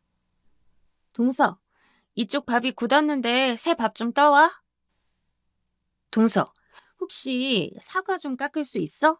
아우, 내가 칼을 잘 못 쥐어서. 동서 얼른 와. 지금 다들 동서 기다리고 있는 거 몰라? 다들 별다른 말은 없었지만 아마 암묵적으로 생각했을 겁니다. 형님이 제게 대하는 게 유독 심하다는 걸요. 전 더 이상 참고 있을 수 없었기 때문에 자리가 파하고 나서 다들 흩어져 각자 시간을 보낼 때 형님을 시댁 뒷마당으로 불러냈어요. 형님은 그때까지만 해도 제가 부른 게 그냥 귀찮다는 듯이 나 좀 쉬려고 했는데 왜 불렀어? 라며 상황 파악도 못하고 또 제게 반말을 하더군요. 저도 결국 분노에 못 이겨 형님에게 반말했습니다. 야, 내가 너보다 밥을 먹으면 몇천 그릇 더 먹었고 똥을 쌌으면 훨씬 더 많이 쌌어. 나이도 어린 게 건방지게 어디서 반말을 찍찍해? 요즘 시대가 어느 때인데 손윗동서라고 이렇게 말 같지도 않은 짓거리 하는 게 용인 될 것 같아? 한 번만 더 그러면 죽을 줄 알아. 알았어? 형님, 아니 형님이라고 부르기도 싫으니까 그냥 다시 그 여자라고 부를게요. 그 여자는 제가 쌍욕하면서 손가락질하니까 당황스럽고 어처구니가 없었는지 어버버 하면서 동서, 지금 뭐 하는 거야? 라며 항변 아닌 항변을 했습니다. 하지만 이미 눈이 획 돌아버린 제가 그런 형님의 말이 귀에 들어올 리 없었죠. 저는 오히려 삿대질을 더욱더 강하게 하면서 내가 그냥 참고 있으니까 아주 만만해서 미치겠나 본데 자꾸 그딴 식으로 나오면 재미없을 줄 알아. 내가 미쳤다고 나보다 12살 어린 년한테 이딴 취급받고 참고만 있을 거라 생각해? 라고 하며 그동안 참아왔던 모든 이야기들을 그 여자에게 쏟아붓고 씩씩대며 집으로 돌아갔어요. 갑작스럽게 옷을 챙겨 입고 집을 가겠다는 제 행동에 제 남편은 물론이고 모든 시댁 식구들이 놀랐지만 전 그런 모습에 일일이 대꾸하며 왜 화가 났는지, 왜 집에 가려는지 이야기하고 싶은 생각이 하나도 없었죠. 저를 무례한 사람으로 봐도 상관없었어요. 더 이상 그 여자랑 같은 공간에 있고 싶지 않았으니까요. 제가 집에 도착하고 얼마 지나지 않아 남편이 바로 제 뒤를 따라왔는지 현관문이 열리는 소리가 들렸습니다. 당신 대체 왜 그래? 그리고 형수님한테 무슨 이야기를 한 거야? 왜? 그 여자가 뭐라고 해? 그 여자라니. 당신, 형수님한테 왜 그렇게 얘기해? 당신 그렇게 가고 나서 형수님이 우리한테 무슨 일 있었는지 다 얘기했어. 당신이 갑자기 형수님을 뒷마당으로 부르더니 욕을 하면서 뭐라고 했다면서. 엄마 진짜 화 많이 났어. 빨리 사과드려. 뭐? 내가 갑자기 욕을 해? 내가 아무 이유도 없이 욕한 줄 알아? 솔직히 그 여자가 꼰지르는 것도 예상 안 한 건 아닙니다. 그리고 분명히 일러 바칠 때 자기가 잘못한 건 쏙 빼고 교묘하게 제가 한 짓만 부풀려서 얘기할 거라고도 생각했어요. 제가 보기엔 그 여자는 얌체나 여우 그런 것과 별다를 게 없었으니까요. 하지만 남편 입으로 그렇게 저를 꼰지른 그 여자 이야기를 듣자니 정말 혈압이 솟아 참을 수 없었습니다. 그새를 못 참고 쪼르르 가서는 일러 바치는 것도 어처구니 없었고 솔직히 다른 때야 시댁 식구들이 몰랐으니까 모른다 치더라도 이번 추석만큼은 그 여자가 얼마나 저한테 선 넘었는지 다 같이 봤는데 그럼에도 불구하고 그저 그 여자가 제 손이 똥서라는 이유만으로 제가 모든 것을 참고 넘어가기를 바라는 시댁 식구들의 행태도 짜증이 났습니다. 처음에는 그냥 그 여자에게 한번 크게 쏘아붙이면 모든 것이 다 괜찮아질 거라고 생각했는데 막상 그 여자가 그렇게 나오니 저도 그것만으로는 부족하더라고요. 결국 저는 아주버님을 찾아가기에 이르렀죠.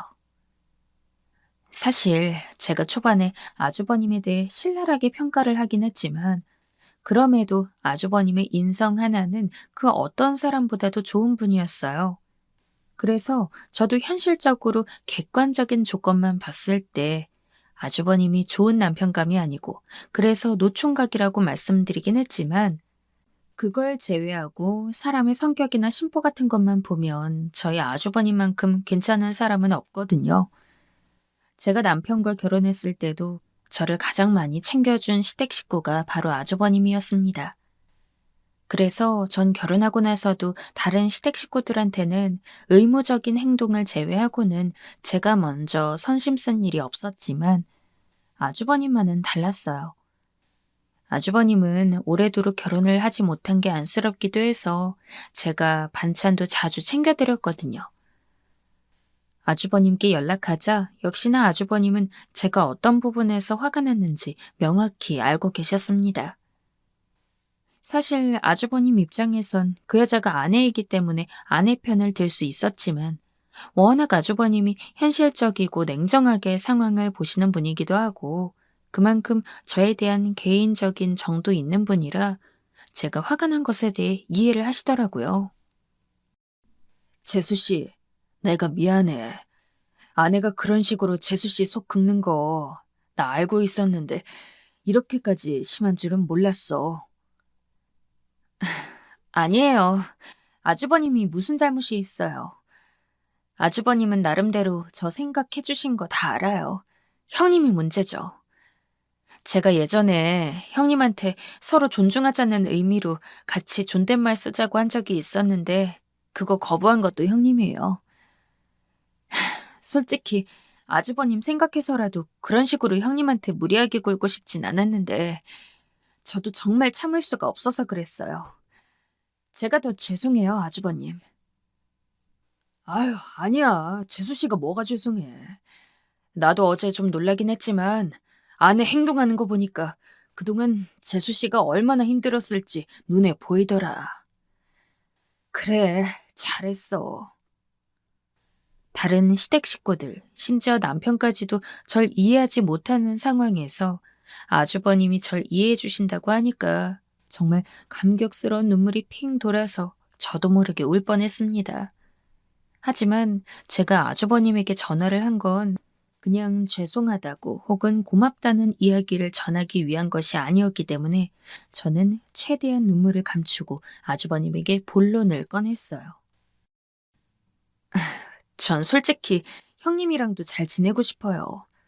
좋은 게 좋은 거라고 싸우는 거 좋아하는 사람이 누가 있겠어요. 하지만 형님이 저한테 계속 그런 식으로 대하면 아무리 시간이 지나도 형님이랑 친하게 지낼 수 없을 거예요. 그래서 만약에 아주버님이 괜찮으시면 제가 비록 손아래 동서이긴 하지만 그래도 10년 넘게 더 산 인생 선배이기도 하니까 제가 직접 형님한테 이런 부분들을 좀 가르쳐 드리고 싶어요. 괜찮을까요? 그래, 재수 씨가 원하면 그렇게 해. 재수 씨가 어떤 식으로 내 아내를 교육시키든 난 신경 안 쓸게. 분명 재수 씨 성격에 그동안 많이 참았을 거야. 그리고 이번에 그 참던 게 터진 거고. 그만큼 내 아내가 재수 씨한테 그동안 잘 못해왔단 얘기니까 그러니 그냥 편한 대로 마음껏 다뤄. 아주버님까지 그렇게 이야기하시니 저로서는 천군만마를 얻은 느낌이었습니다. 그래서 저는 그 길로 바로 아주버님 댁에 가서 기본 예의도 없는 그 여자를 교육시키기 시작했죠. 그 여자는 아무런 예고도 없이 제가 오니까 놀란 나머지 아주버님한테 도움을 요청하는 듯 쳐다봤지만 아주버님은 그런 그 여자를 외면하면서 밖에 나가셨어요. 그리고 저는 아주버님의 허락을 받기도 한 만큼 거리낄 게 없었죠. 솔직히 거기서라도 그 여자가 조금 기죽고 수그리는 모습을 보였으면 그렇게까지는 안 했을 텐데 저한테 손가락질을 하면서 동서, 지금 이렇게 하고 뒷감당할 수 있어? 라며 적반하장으로 화를 냈는데 이건 어지간해서는 그냥 말로 들을 사람이 아니다 싶어서 그냥 머리털을 잡고 다 뽑아버릴 기세로 당겼습니다. 제가 다른 건 몰라도 손아귀랑 팔 힘은 엄청 세거든요. 그 여자는 제 손에 한 움큼 머리카락이 뽑히고 나서야 제 앞에서 무릎을 꿇고 엉엉 울면서 동서님 이라고 부르고 이젠 다신 안 그러겠다면서 꼬박꼬박 존댓말을 썼습니다. 그렇게 평생의 수건 아닌 수건을 아주버님의 배려로 생각보다 빠르게 해결하고 집으로 갔는데 남편이 저를 힐난하더군요. 당신 정말로 형수님 교육시키러 형님 집에 간 거야? 좀 너무하지 않아? 아주버님이 허락한 상황인데 뭐가 너무해? 그리고 당신도 그날 봤잖아.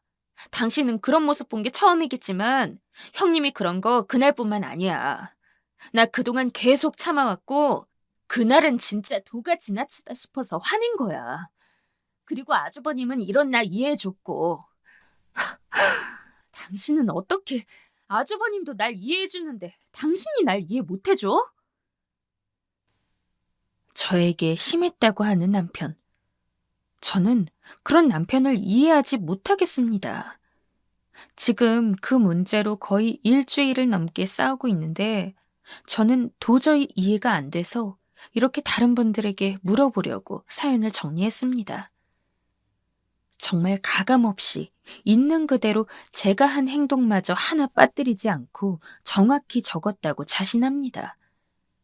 요즘 시대에 서로 존중하는 게 맞잖아요.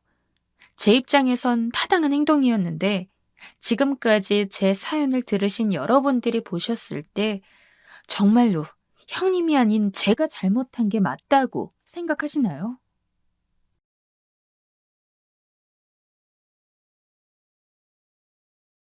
제 인생에서 가장 행복했던 순간을 꼽자면 아내가 하나뿐인 외동아들을 낳아주고 아내와 함께 그 아들을 키우기 위해 열심히 일하고 함께 시간을 보냈던 그 날들일 겁니다. 젊은 시절 부모님 사랑을 제대로 받지 못했던 저는 나중에 어른이 되어 저만의 가족을 꾸리고 행복한 가정 생활을 이어가는 것이 하나의 꿈이기도 했습니다. 돈을 많이 버는 것도 물론 좋지만 가족의 화목은 그 어떤 것과도 바꿀 수 없으며 어떻게 보면 돈을 많이 버는 것보다도 더 어려우니까요. 하지만 사실 어릴 때는 회의감이 참 많이 들었어요. 내가 과연 그런 가족을 이룰 수 있을까에 대한 불안감이 컸죠. 그러나 아내를 만난 덕분에 저는 그런 불안감으로부터 벗어나서 제가 어릴 적부터 꿈꿔왔던 꿈을 이룰 수 있게 되었습니다. 아내는 제가 어떤 일을 하든 늘 곁에서 도움을 주고 제가 힘들지 않도록 뒤에서 응원을 해주는 좋은 사람이었어요. 하나뿐인 아들 역시 여느 남자애들처럼 말썽을 부리거나 하는 일도 하나 없었고 아주 어릴 적부터 고사리 같은 손으로 절 돕겠다고 혹은 아내를 돕겠다고 나서는 아이였습니다. 그 시기가 얼마나 행복했는지 지금도 그때를 되새기면 웃음만 나요. 아마 제 인생에서 그런 아내와 아들을 만났다는 것은 그 어떤 것보다도 큰 행운이자 복이었겠죠. 하지만 아내가 너무 갑작스럽게 죽음을 맞이했습니다. 제 아들이 7살도 채 되지 않았던 시기였어요. 제 이야기를 보내기 위해 제가 직접 정리하고 있는 사연이긴 하지만 이곳에 담기에도 너무나 끔찍하고 불미스러운 일로서 벌어진 사건이었습니다. 제 아내는 그저 무고한 피해자였고 정말 말 그대로 재수가 없어서 생긴 일에 행복했던 저희 가족은 풍비박산이 났습니다. 아내를 잃고서 한동안 얼마나 멍청하게 지냈는지 몰라요. 아직 어림에도 불구하고 다시는 엄마를 볼 수 없다는 상황을 알고 있는지 평소와는 다르게 묘하게 조용한 아들. 저는 아버지로서 그런 아들을 돌보아야 했지만 당시 저는 아내를 잃은 슬픔에 정신이 나가서 아들을 미처 잘 돌보지 못했습니다. 심지어 아내의 사망과 관련이 있는 놈이랑 법적 공방을 벌이느라 더 바쁘고 일상에 신경 쓰기 힘들었죠. 만약 제가 저 같은 아버지의 아들이었다면 진작 삐뚤어지고 남았을 겁니다. 하지만 워낙 고운 성품을 타고 자란 아들인지라 아들은 그런 저를 단 한 번도 원망한 적이 없어요. 오히려 그 어린 나이에도 제가 힘들다는 걸 다 이해하는데 제가 신경 쓰지 않게 하기 위해서 밥도 혼자 차려 먹는 걸 배우게 됐고 설거지도 빨래도 자기가 스스로 찾아서 하기 시작했죠. 초등학교도 들어가지 않은 남자애가 그런 일을 찾아 한다는 건 최소한 저는 들어본 적이 없습니다. 그 모습을 보고 나니 문득 내가 너무 무책임한 아버지였다는 생각이 들더군요. 나보다 더 힘든 게 내 아들일 텐데. 나는 아내를 잃은 거지만 내 아들은 자신의 평생 울타리인 엄마를 잃은 건데. 내가 이렇게 멍청하게 내 슬픔에 빠져서 혼자 땅을 파고 있을 일이 아니다. 그 뒤로 저는 정신을 차리고 어떻게든 아들을 돌보기 위해 노력했습니다. 제게 아들은 제가 반드시 돌보아야 할 가족이자 친한 친구가 되어주었어요. 나이 차가 그렇게 많이 났는데 무슨 친구냐고 그러시면 할 말은 없지만 아들이 어린 나이부터 워낙 어른스럽게 굴고 마음씨가 고운지라 제가 조금만 힘들어하는 기색이 보여도 예민하게 그런 걸 알아채더라고요. 아빠, 나 오늘 학교에서 초콜릿 받았는데 아빠랑 같이 먹으려고 가져왔어.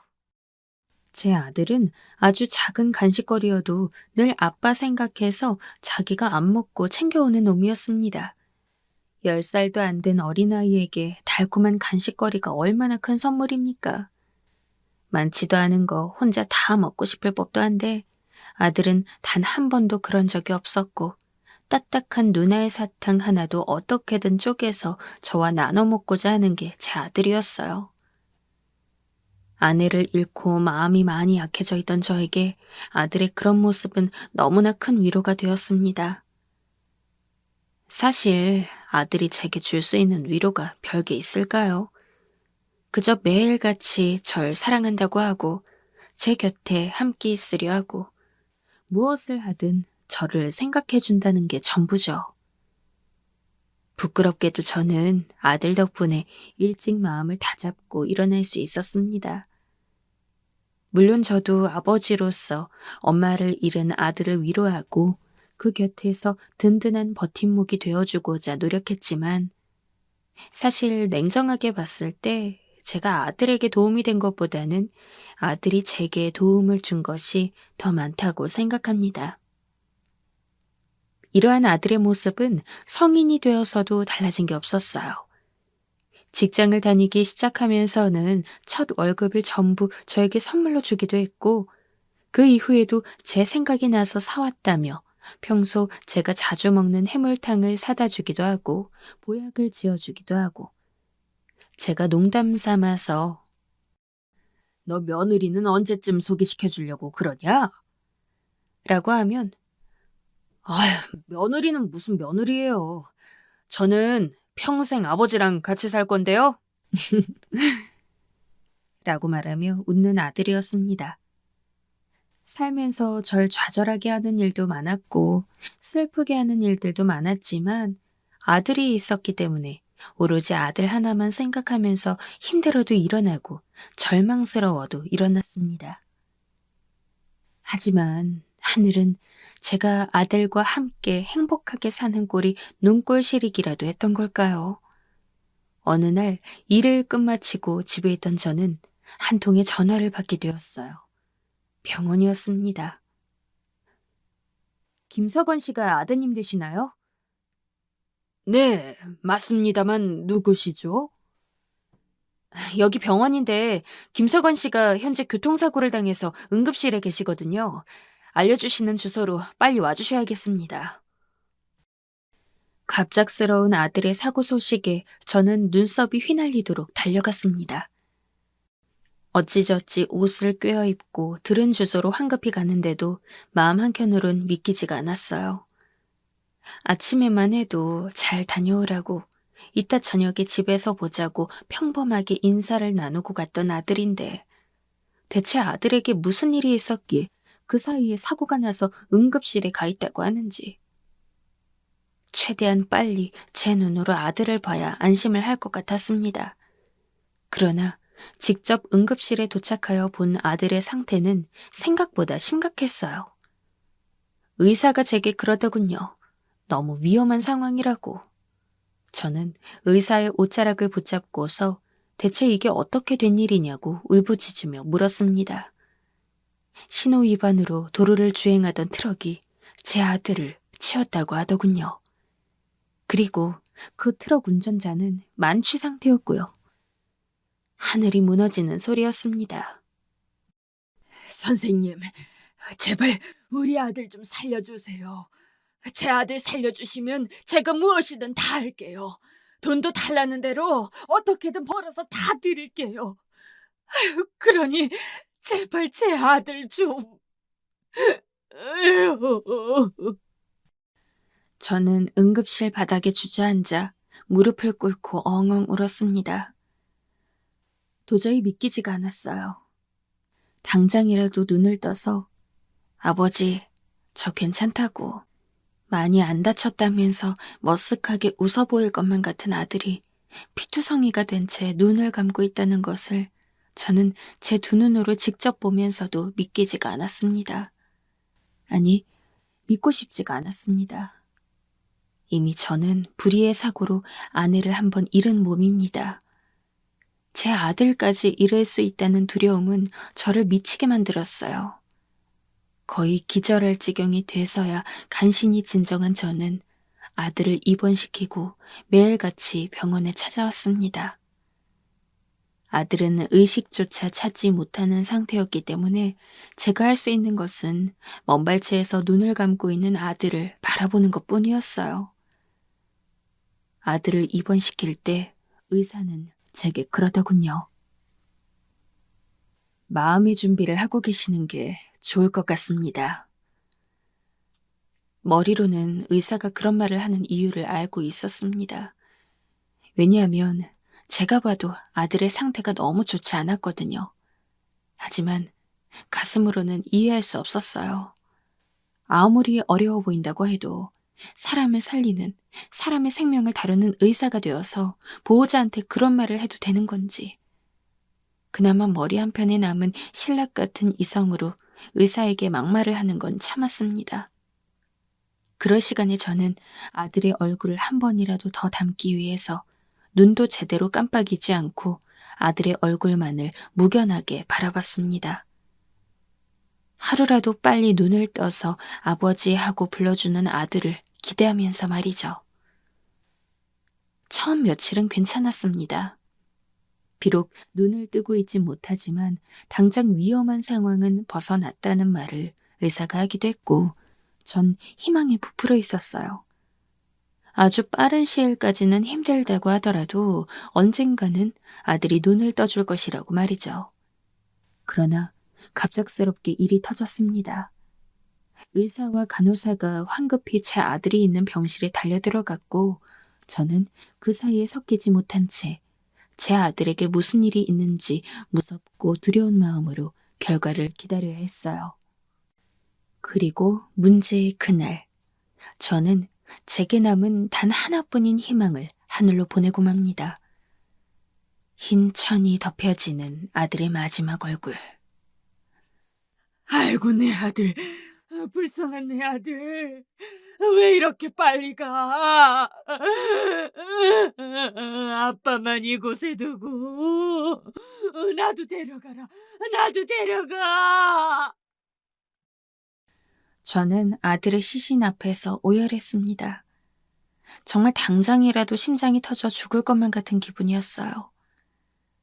아들의 장례식을 준비해야 하는데 당장 아들을 잃었다는 슬픔에 정신을 차릴 수가 없으니 장례식이고 뭐고 그저 아들의 차게 식은 손만 붙잡고서 엉엉 우는 것이 제가 할 수 있는 전부였습니다. 혼자서는 너무 견디기 힘들어서 중간에 부른 제 고향 친구가 아니었다면 저는 아마 병원에서 사람들이 저를 끌어낼 때까지 아들이 누워있는 병상 침대 앞에서 한참을 너부러져 있었을 겁니다. 자네, 이제 그만 정신 차려. 아들 녀석 하늘 날아간 건 안타깝지만 자네가 정신 차려야 얼른 장례식도 하고 아들 마지막 가는 길 편하게 보내주지. 친구의 그 말에 벌떡 일어났어요. 그 당시에도 저는 여전히 아들이 죽었다는 사실을 믿지 못하고 있었지만 그러면서도 한편으로는 아들이 정말 제 아내가 있는 곳으로 떠났다는 걸 받아들이고 있었기 때문에 아버지로서 마지막으로 할 수 있는 도리는 다 해야겠다는 생각뿐이었죠. 그리고 장례식을 치르고 한동안은 멍청하게 집에만 있었습니다. 하던 일도 다 그만두었어요. 어차피 모아둔 돈이 있으니까 먹고 사는 건 어렵지 않았거든요. 그런데 혼자 있다 보니 더욱더 아들의 빈자리가 컸습니다. 평소에 먹던 밥, 거실에서 보던 TV, 그 모든 것들에 아들이 늘 함께 있었는데 아들 없이 혼자 먹는 밥, 혼자 보는 TV는 하나도 맛있지도 않고 하나도 즐겁지가 않았습니다. 저 혼자서 어떤 행동을 할 때마다 아들 생각이 났습니다. 늘 아들과 같이 하던 것들이니까요. 저는 정말로 단 하루라도 아들을 보지 않으면 미쳐버릴 것 같은 지경에 이르렀습니다. 그래서 아들이 있는 납골당에 정말 매일같이 다녔어요.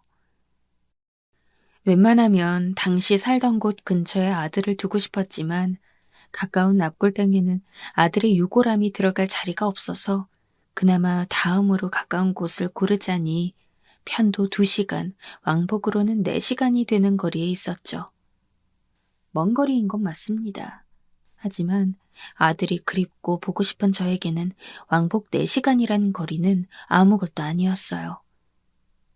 비가 너무 많이 오거나 눈이 너무 많이 와서 차를 몰기 힘든 날을 제외하고는 정말 매일매일 아들이 있는 납골당에 갔어요. 아들아, 잘 있냐? 너희 엄마랑 같이 있지? 조금만 기다려라. 나중에 이 아빠가 찾아갈 테니까. 그때는 우리 세 가족 모두 평생 같이 있자. 꼭 같이 있자.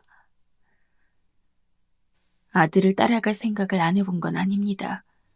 제게 있는 유일한 가족이라고 할 수 있는 아내도 아들도 전부 하늘나라에 가 있는데 나 혼자 이승에 있어봤자 무얼하나라는 생각도 많이 들었거든요. 제 주변 사람들은 아무도 모르는데 극단적인 선택을 해보기도 했습니다. 다만 누군가가 제가 빨리 하늘나라에 가는 것을 원치 않는지 그 시도를 실패했죠. 그저 죽지 못했기에 살고 있었을 뿐입니다. 그래도 시간을 내어 힘든 몸 이끌고 아들이 있는 납골당에 가게 되면 어쩐지 마음이 편해지고 살아생전 아들과 함께 있는 느낌이 조금이나마 들기도 했습니다. 그 기분을 위안 삼아서 저는 하루하루를 살아갔어요. 그렇게 아들의 납골당에 4년을 넘게 다녔을 때일 겁니다. 시간이 약이라고 하듯 이제는 예전처럼 아들을 생각만 해도 몇 초 만에 눈물이 나올 정도로 슬프지는 않았어요. 물론 아들을 잃은 슬픔은 평생 제 가슴 안에 응어리처럼 있을 겁니다. 그저 아픔에 많이 무뎌졌을 뿐이었죠. 그럼에도 저는 아들의 납골당으로 향하는 걸음을 멈출 수가 없었습니다. 이제는 제게 있어 너무나도 일상적인 하루의 일과가 되기도 했고 몇 마디 되진 않지만 아들의 유골함 앞에서 이런저런 이야기를 하는 것들이 익숙해졌으니까요. 그래서 그날도 여느 때처럼 아들이 있는 납골당으로 향했어요. 거의 집이나 다름없게 된 납골당의 풍경을 둘러보면서 아들이 있는 곳으로 향하는데 멀리서부터 아들이 있는 자리에 웬 꽃이 보이더라고요. 아들이 산소 같은 곳에 묻혀 있었다면 꽃이 보여도 이상하지 않겠지만 납골당은 내부에 있는 곳이었고 당연히 바닥은 전부 시멘트라 타일로 발라져 있었습니다. 그런 곳에서 제 아들 자리에만 유일하게 꽃 같은 게 피어 있더라고요. 저 꽃은 뭐지? 제가 4년이 넘게 이곳에 다니면서도 처음 보는 것이었어요. 제 걸음은 빨라졌죠. 가까이 가서 제 아들 자리에 있는 꽃이 무엇인지 확인하기 위함이었습니다. 가까이 가보니 이름은 모르겠지만 웬 들꽃 종류의 꽃 한 송이가 정말 시멘트 바닥에 그 갈라진 틈을 비집고서 피어올라 있더라고요. 너무나 신기해서 멀거니 그 들꽃을 보는데 바로 옆에 아주 작은 꽃병에 담긴 꽃을 한 송이 더 보게 되었습니다. 제가 가져다 둔 꽃이 아니기에 의아했죠. 아들이 죽은 직후였다면 이해했을 겁니다. 왜냐하면 그 당시에는 아들의 친구들도 자주 찾아왔고 아들의 살아생전 지인들이 아들의 명복을 기리고자 납골당에 와서는 꽃을 두고 가거나 하는 이들이 꽤 있었거든요. 하지만 그것도 초반 잠깐의 일이고 시간이 지나면서부터 아들 생각에 아들을 종종 찾아오는 지인들이 있을지언정 이렇게 꽃을 두고 가는 사람은 없었는데 이상한 일이긴 했지만 그때까지만 해도 저는 그렇게 크게 괴념치 않았습니다. 저에게 좋은 아들이었던 만큼 아들은 주변 사람들에게도 믿음직스러운 오빠, 형이자 친구, 동생이었거든요. 사교성도 좋고 늘 남들을 돕기 위해 앞장서는 아들을 그리워하는 지인들은 무척 많았고 저는 그 중에 한 명이 오랜만에 꽃을 가져다 줬나 보다라고 생각하고 집으로 돌아갔습니다. 하지만 그 꽃이 며칠에 한 번씩 바뀌기 시작하면서부터는 저도 의아할 수밖에 없었어요. 꽃이 며칠에 한 번씩 바뀐다는 건 최소한 며칠에 한 번은 이 납골당의 아들을 보러 들른다는 건데 4년을 다니면서도 저를 제외하고는 아들을 그렇게 주기적으로 자주 보러 오는 사람을 한 번도 만나보지 못했거든요. 대체 이 꽃을 가져다 두는 사람은 누구일까? 아비로서 내 아들을 잊지 않고 매번 찾아와주는 사람이 있다는데 고맙지 않을 리가 없었습니다. 하지만 누군지 모를 그 사람을 만나고 싶어도 아무런 정보가 없는 상황에서 그 사람을 만나기란 유언한 일이었죠. 저는 결국 고민을 하다가 그 꽃병 옆에 편지를 하나 남겨두었습니다. 나는 우리 석원이 애비 되는 사람입니다. 우리 석원이 하늘 날아간 이후로 매일매일 이 납골당에 들렀는데 그 시간이 벌써 4년이네요. 헌데 얼마 전부터 우리 석원이 자리에 이렇게 예쁜 꽃이 눈에 띄었습니다. 처음엔 그저 우리 석원이가 그리워 찾아온 지인 중 하나겠구나 생각하고서 그저 지켜만 보고 있었는데 내 보다 보니 며칠에 한 번씩은 이 꽃 종류가 바뀌는 것이 나처럼 우리 석원이를 보러 자주 오는 사람일 거란 생각이 들었죠. 석원이 애비로서 너무나 고마운 마음이에요. 혹시 괜찮다면 인사라도 할 수 있겠습니까? 나는 매일 오후 2시쯤 오니 만약 나와 인사해 줄 생각이 있다면 어떤 때라도 좋으니 그 시간에 맞춰 우리 석원이 자리에 와줬으면 좋겠습니다. 설사 나를 만나기 힘들다고 하더라도 우리 석원이를 위해 이렇게 예쁜 꽃을 주는 것에 대해 애비로서 고맙습니다. 그렇게 편지를 남겨두고 저는 어느 때처럼 매일매일 아들이 있는 납골당을 향했습니다. 처음에 일주일 정도는 아무런 소식도 없었어요. 그래서 저는 내심 이 꽃을 두고 가는 사람이 저를 보기에는 많이 부담스러운가 보다 하고 생각했습니다. 아쉽기는 했지만 그저 고마운 마음에 인사를 하려는 의도가 컸기 때문에 마음으로 감사를 전하고 그 사람을 보는 것은 포기해야겠다고 생각하고 있었죠.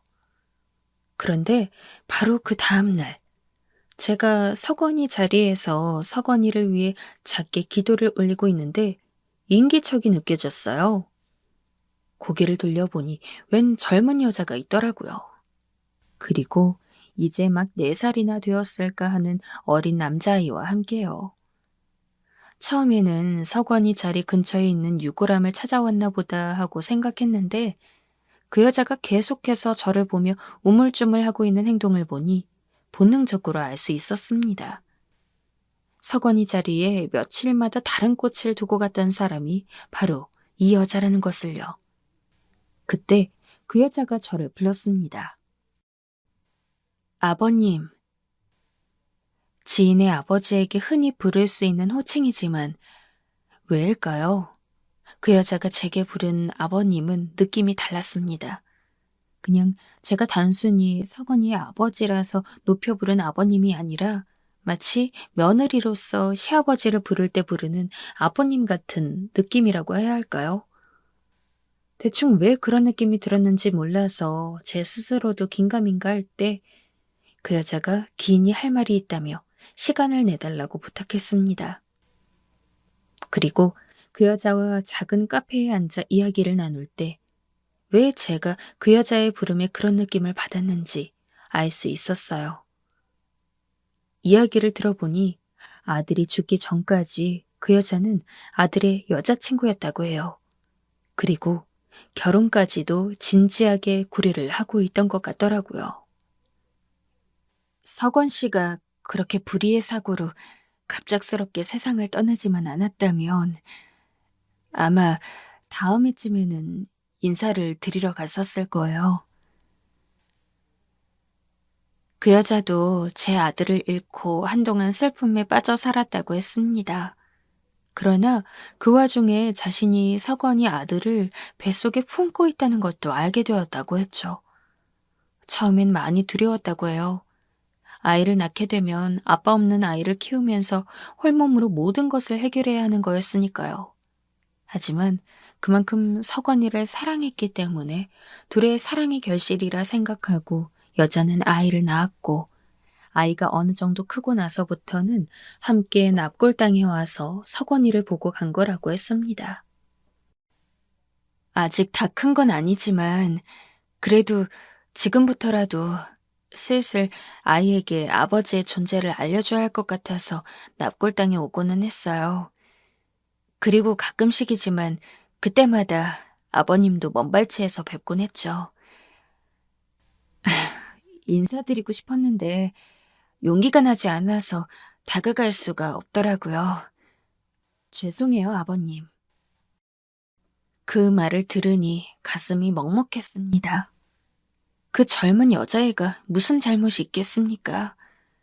내가 아들을 잃어서 슬펐던 것처럼 그 여자애도 그저 남자친구, 어쩌면 남편이 될 사람을 잃어서 슬펐을 건 똑같은데. 그 이야기를 듣고 저는 제 손주인 그 아이를 봤습니다. 아직 어린데도 얼굴 여기저기에 제 아들의 모습이 남아 있었죠. 제 아들 어렸을 때랑 아주 똑 닮았더군요. 저는 그 아이를 보면서 여자에게 말했어요. 지금까지 고생했어요. 여자 혼자서 힘든 결정이었을 텐데 나로서는 너무 고맙기도 해요. 손주는 내가 키워줄 수 있으니 원한다면 나한테 맡기고 이제 자기 인생 살아가요. 서건이도 그쪽한테 참 많이 고마워하고 있을 거예요. 하지만 여자는 그런 건 원치 않는다고 했습니다. 자기 배 아파서 낳은 아들이니 평생 자기가 키우고 싶다고 했죠. 그 모습을 보니 내 아들이 살아생전에 정말 좋은 여자를 만나서 연애를 하고 있었구나라는 생각이 들었습니다. 그래서 저는 손주 녀석이 클 때까지 금전적으로 모든 것을 지원해주며 먹고 사는데 어렵지 않게 해주겠다고 했습니다. 그리고 언제라도 좋으니 자유롭게 살고 싶으면 말하라고도 했죠. 요새는 손주 보는 낙으로 하루하루를 살고 있습니다. 볼 때마다 아들 생각이 더 나기는 하지만 그럼에도 이 세상에 남은 제 아들의 마지막 흔적이라고 생각하면 다 버틸 수 있을 것 같습니다. 우리 손주는 제 아들이 죽기 전에 남긴 마지막 선물 같은 느낌이에요. 앞으로도 손주랑 같이 죽는 그날까지 행복하게 살려고 합니다.